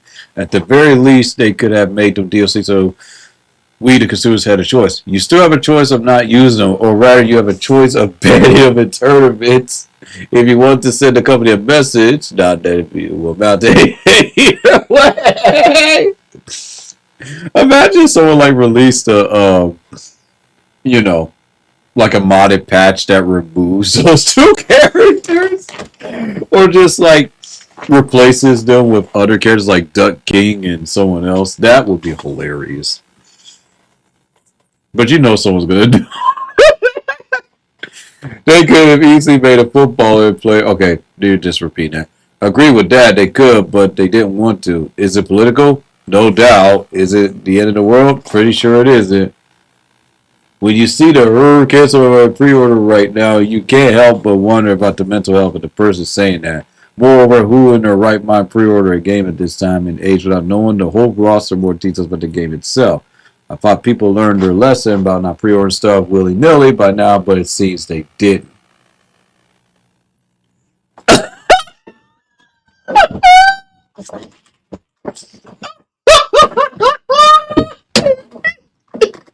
He comes back. He comes back.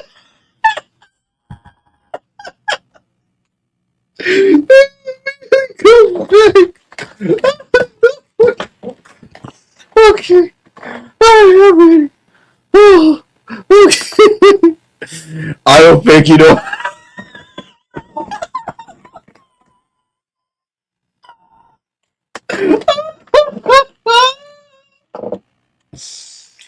Oh, this is why I should have done this. As soon as I was done with talking about WrestleMania 4192. Oh, I don't think you know how to read. Comprehend. Because nothing about my post said either roster.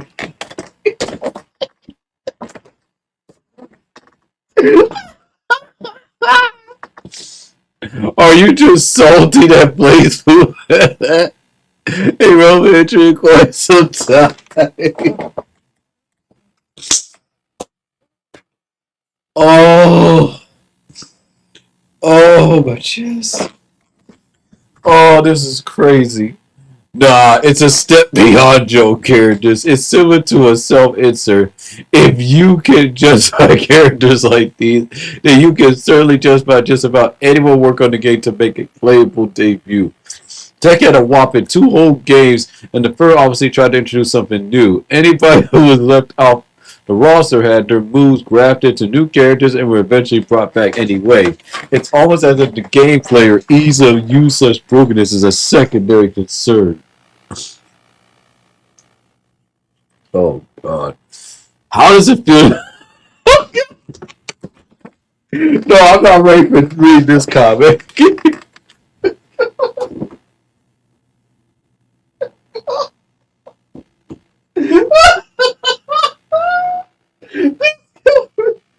Oh, I need to drink more.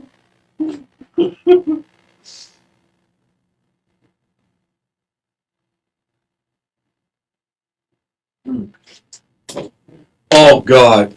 Now this was the comic that floored me the most. Oh man.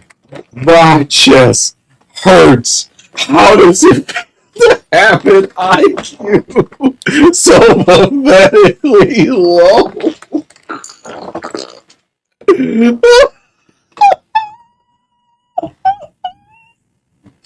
That you can't.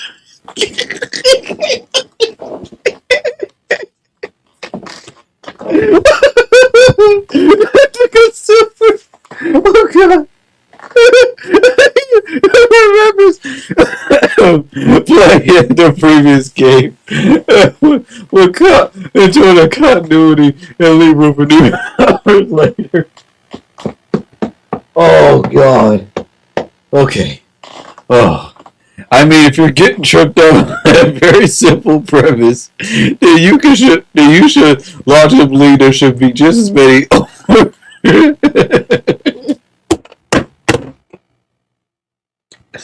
Fatal Fury characters return to the roster as they're wearing Garu, which is one Terry. You should probably rescue yourself from piracy yourself. You haven't seen many, if any, complaints from the people who still want this game to be awesome. Complain about the Street Fighter characters invading the universe. So you are definitely be damn on purpose. Go wild my Blaze World, some of you filthy casuals.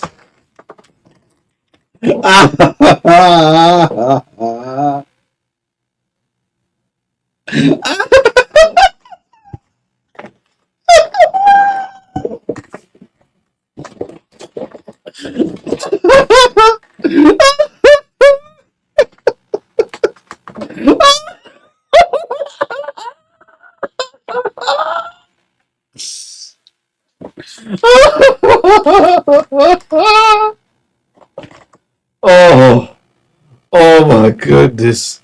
Oh, I forgot about that comment. Oh, oh, that comment. Oh, that comment. Oh my goodness.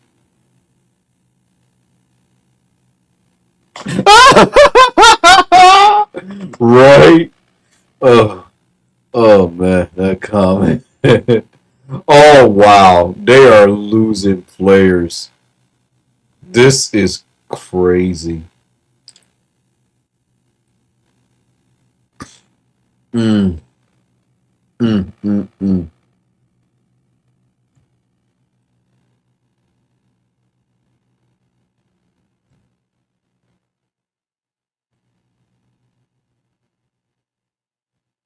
Oh god.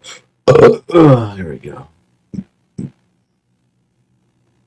Just logged off my TikTok. I'm seriously just thinking about moving on from TikTok for a bit, or at least taking a break. I don't know, but man, oof. But anyway, oh man, too much, too much. Oof, that, ah man, ah my chest. Mm, mm, mm.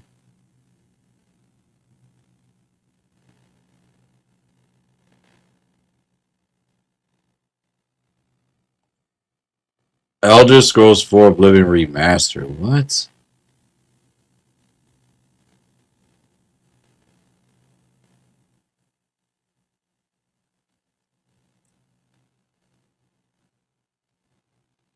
I'm sorry. What?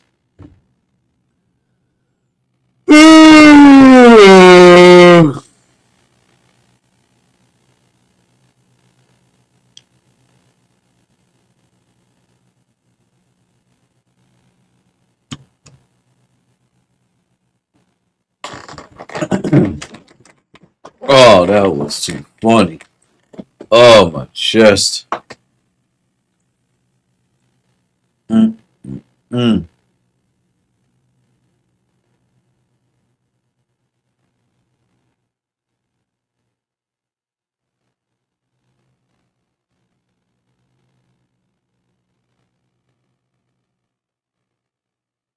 Oh, oh, man.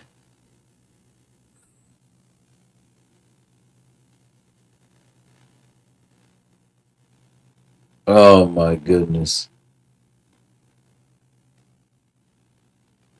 I think I need to probably do this stream.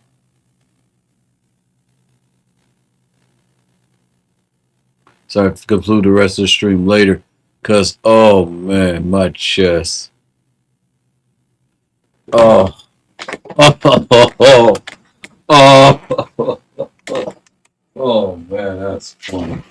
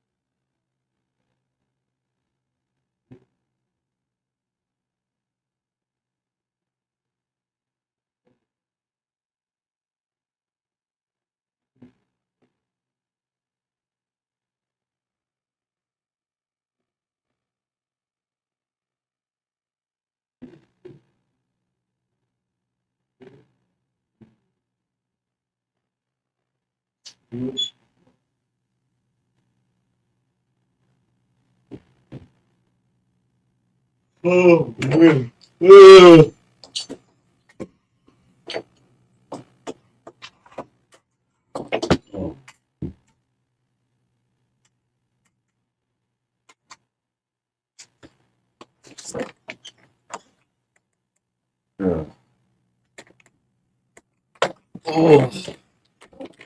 Okay, I'm ready. Oh man, that was. Oof.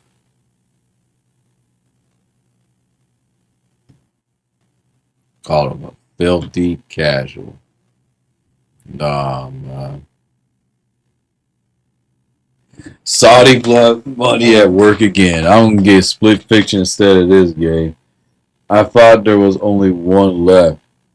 Salvatore also developed the entire soundtrack for this game, which is pretty cool. He's a fan like everyone else here. Should he have just stayed in the background? Maybe, but SDK put him in the game.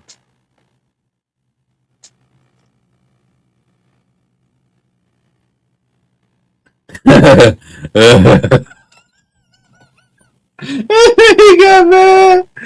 Oh, you saw like blue.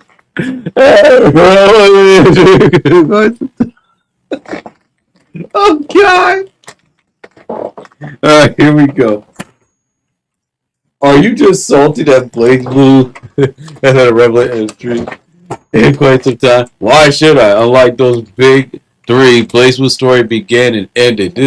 The game is complete without the need of no guys. Heihachi is truly dead. It's a new generation. Let's put all the old Street Fighter 2 WW again or Sonya is essential for Mortal Kombat. Also, come I get along what you're doing alone, even by assuming that just because I have a Ronda avatar, I'm a Blaze Blue, you know, I'm a Blaze Blue. Goodness gracious, I never heard this word. I'm a Blaze Blue aficionado. By that metric, you must be the saltiest person.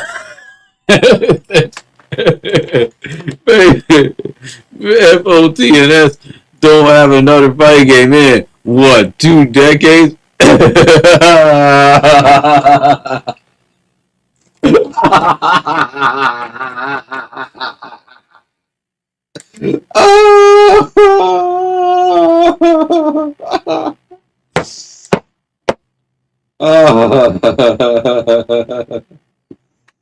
Oh man.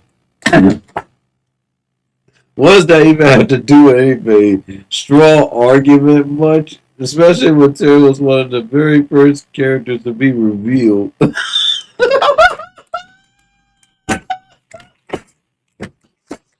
Oh, oh, oh my chest. Oh, you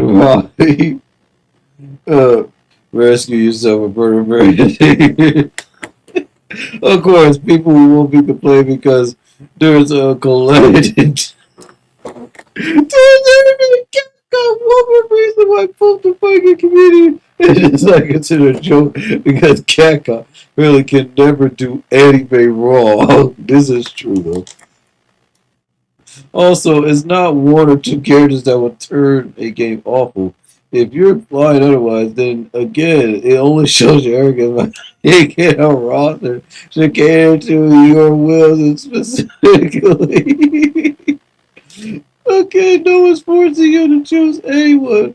Play with whoever you like. Stop it. It's concealed because developers don't care about what you.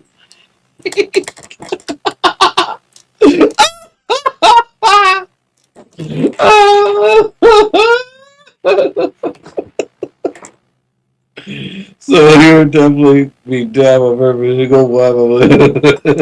And they're gonna find KK finals.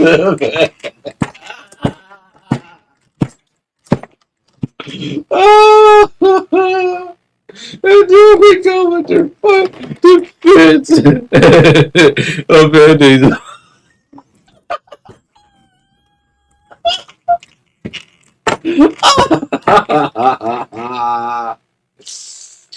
Oh, oh, oh, oh my goodness. Oh, okay, I'm good. Okay. Oh, also, again, who even talked about Blazeville? And even that Blazeville is certainly way more technical than any of the current big three with so dumbed down mechanics and movesets. Even a monkey can pick it up and become good. You're just supposed to be really sad when you're that triggered by a character in a fucking roster. Leave the world of anime. Touch grass.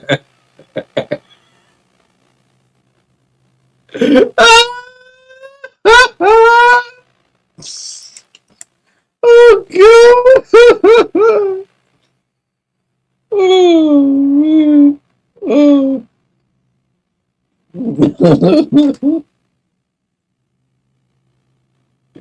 Oh god! Oh, oh, real. Oh yeah, I'd be okay. BS. I'll be waiting for the next real life person they announce for the game just to see the meltdown rise even more. It's funny it's to see such a see a niche fan base get triggered over something so insignificant. Wake up, fighting games will always be a niche. Not developers, not the competitive game scene, not the casuals. No one cares about you.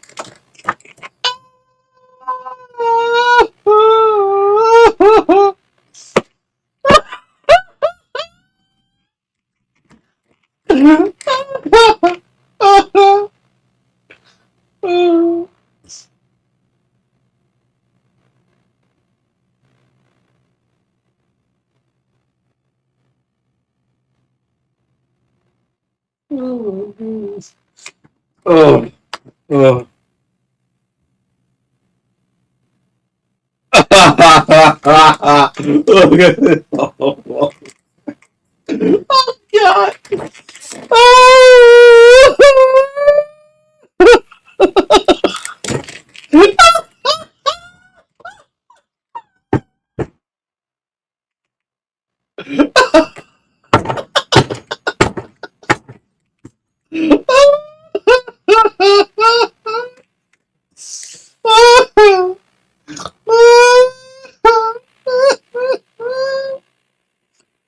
Oh, oh, okay. All right. Okay. Oh, oh, goodness. Mercy, please. Mercy, please. Woo! Woo!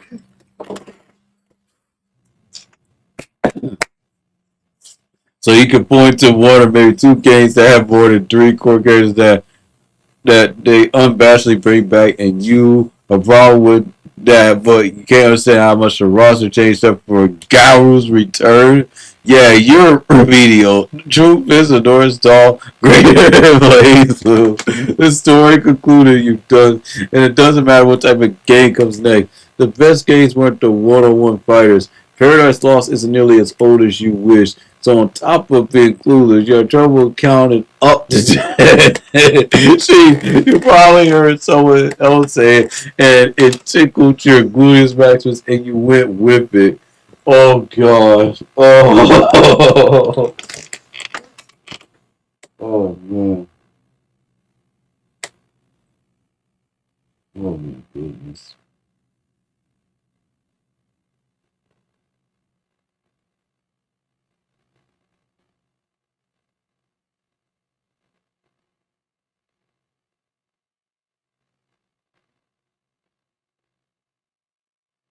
Oh man.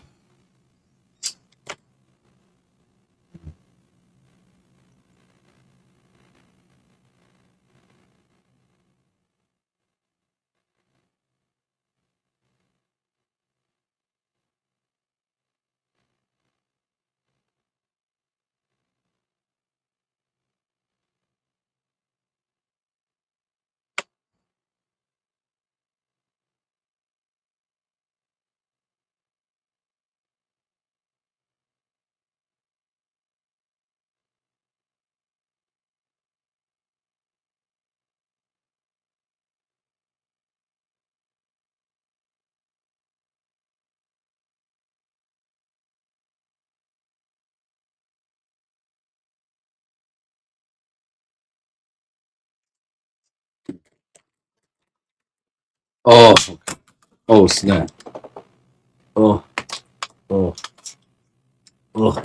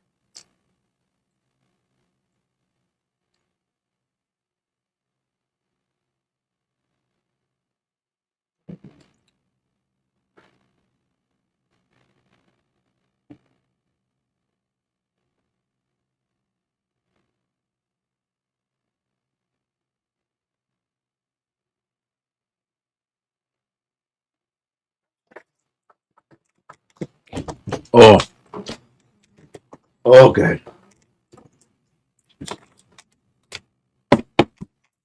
Because the roster was already switched up with the inclusion of Philly, by Andy and Joe. You do realize they were absent from the previous game. This already contradicts your theory that these rosters stay the same for the sake of pleasing just one demographic. More.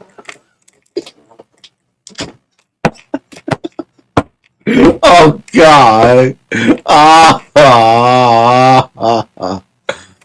Oh. Of course, people won't be complaining because there's a collective. This is hilariously delusional. Capcom was absolutely lambasted for the launch of Street Fighter V. You got that right, and I was one of them that lambasted them. Was your brain asleep mode during that entire debacle, or do you just enjoy saying nonsensical crap? I hope you'll be taking your lead soon. Then, no need to announce your departure either. This isn't an airport, whether it's SRK or Game Packs. Shh. Bullshit happens everywhere, which is why we are not why which is why you're not going to lead. Just more gum flapping shenanigans. The only conceit I see is from the person who doesn't think there should be a negative opinion either way, and that will be from you. I've always played with whoever I actually like in any game. How about you start trying to police legit concerns?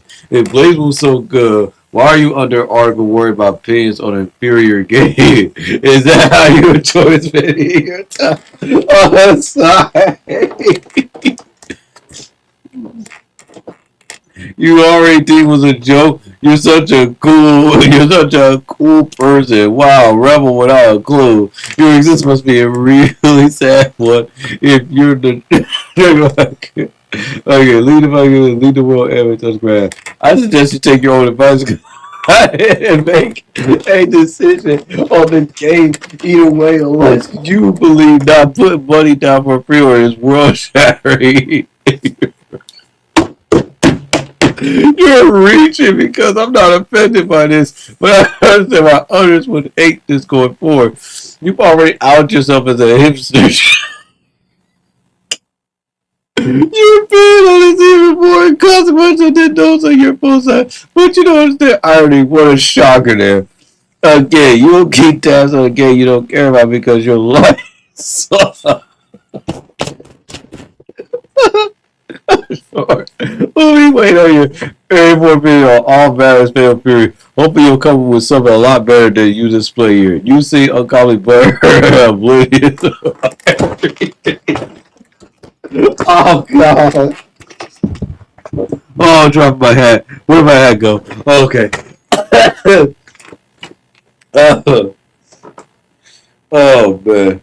Oh, all his special attacks are pulled from his music videos. We are still getting Duck King. This guy did not play, so people need to chill. No, there's already a tombstone of Duck King. He ain't coming back. And if he does come back, it'll probably be his grandson or something. Or his son. Duck King Jr. To be fair, it was totally fine till King of Fighters 15. Maybe that's why people say, yeah, King of Fighters 15 has to be the best fighting game this season with actual good mechanics. Street Fighter 6 took absolute garbage. One is Draw Loop Fighter 6, and the other should be called Tekken 50. That said, I'm not liking the direction SNK is going either.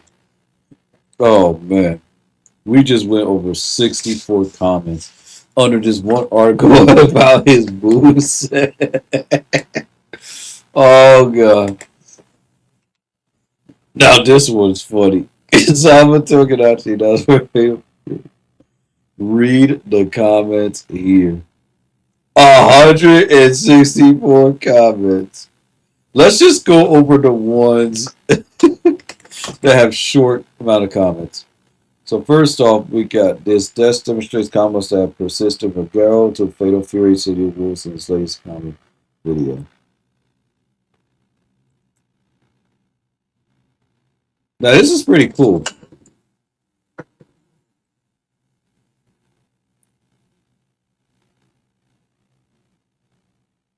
That's awesome. Look at that transition.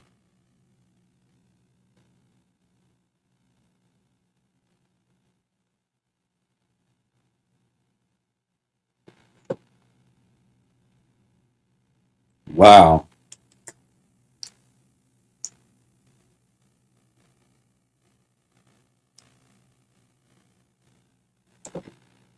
That is so cool though. That's honestly really incredible.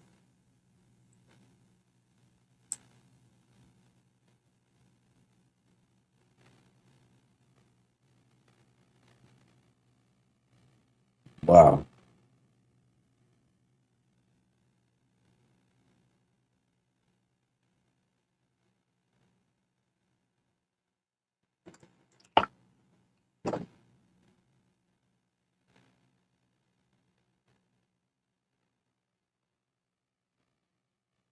Wow.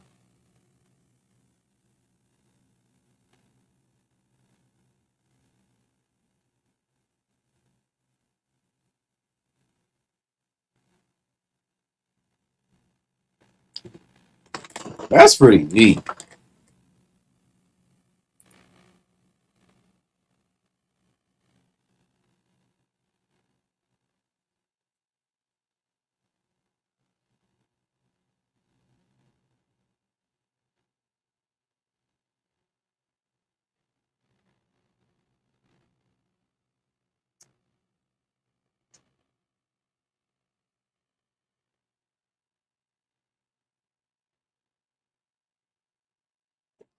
Wow.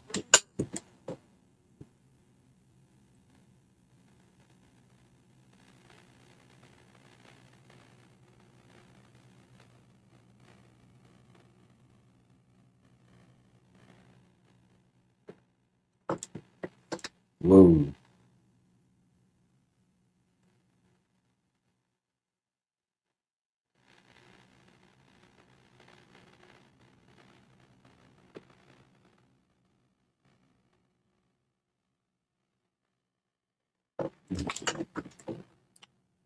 Oh man. Anyway, what was that?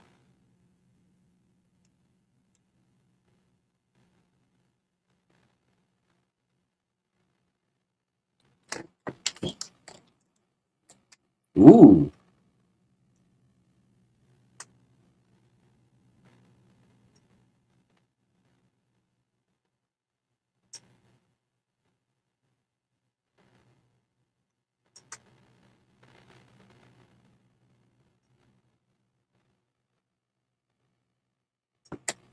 Wow.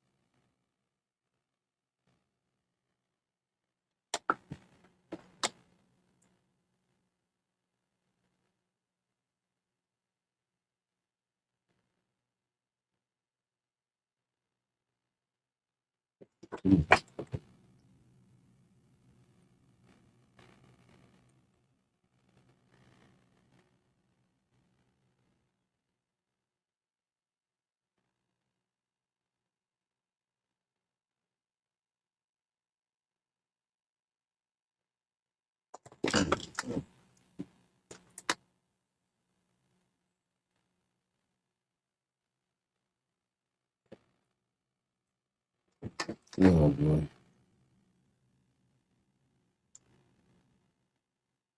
Oh, I'm honestly getting pretty sleepy. So to be continued.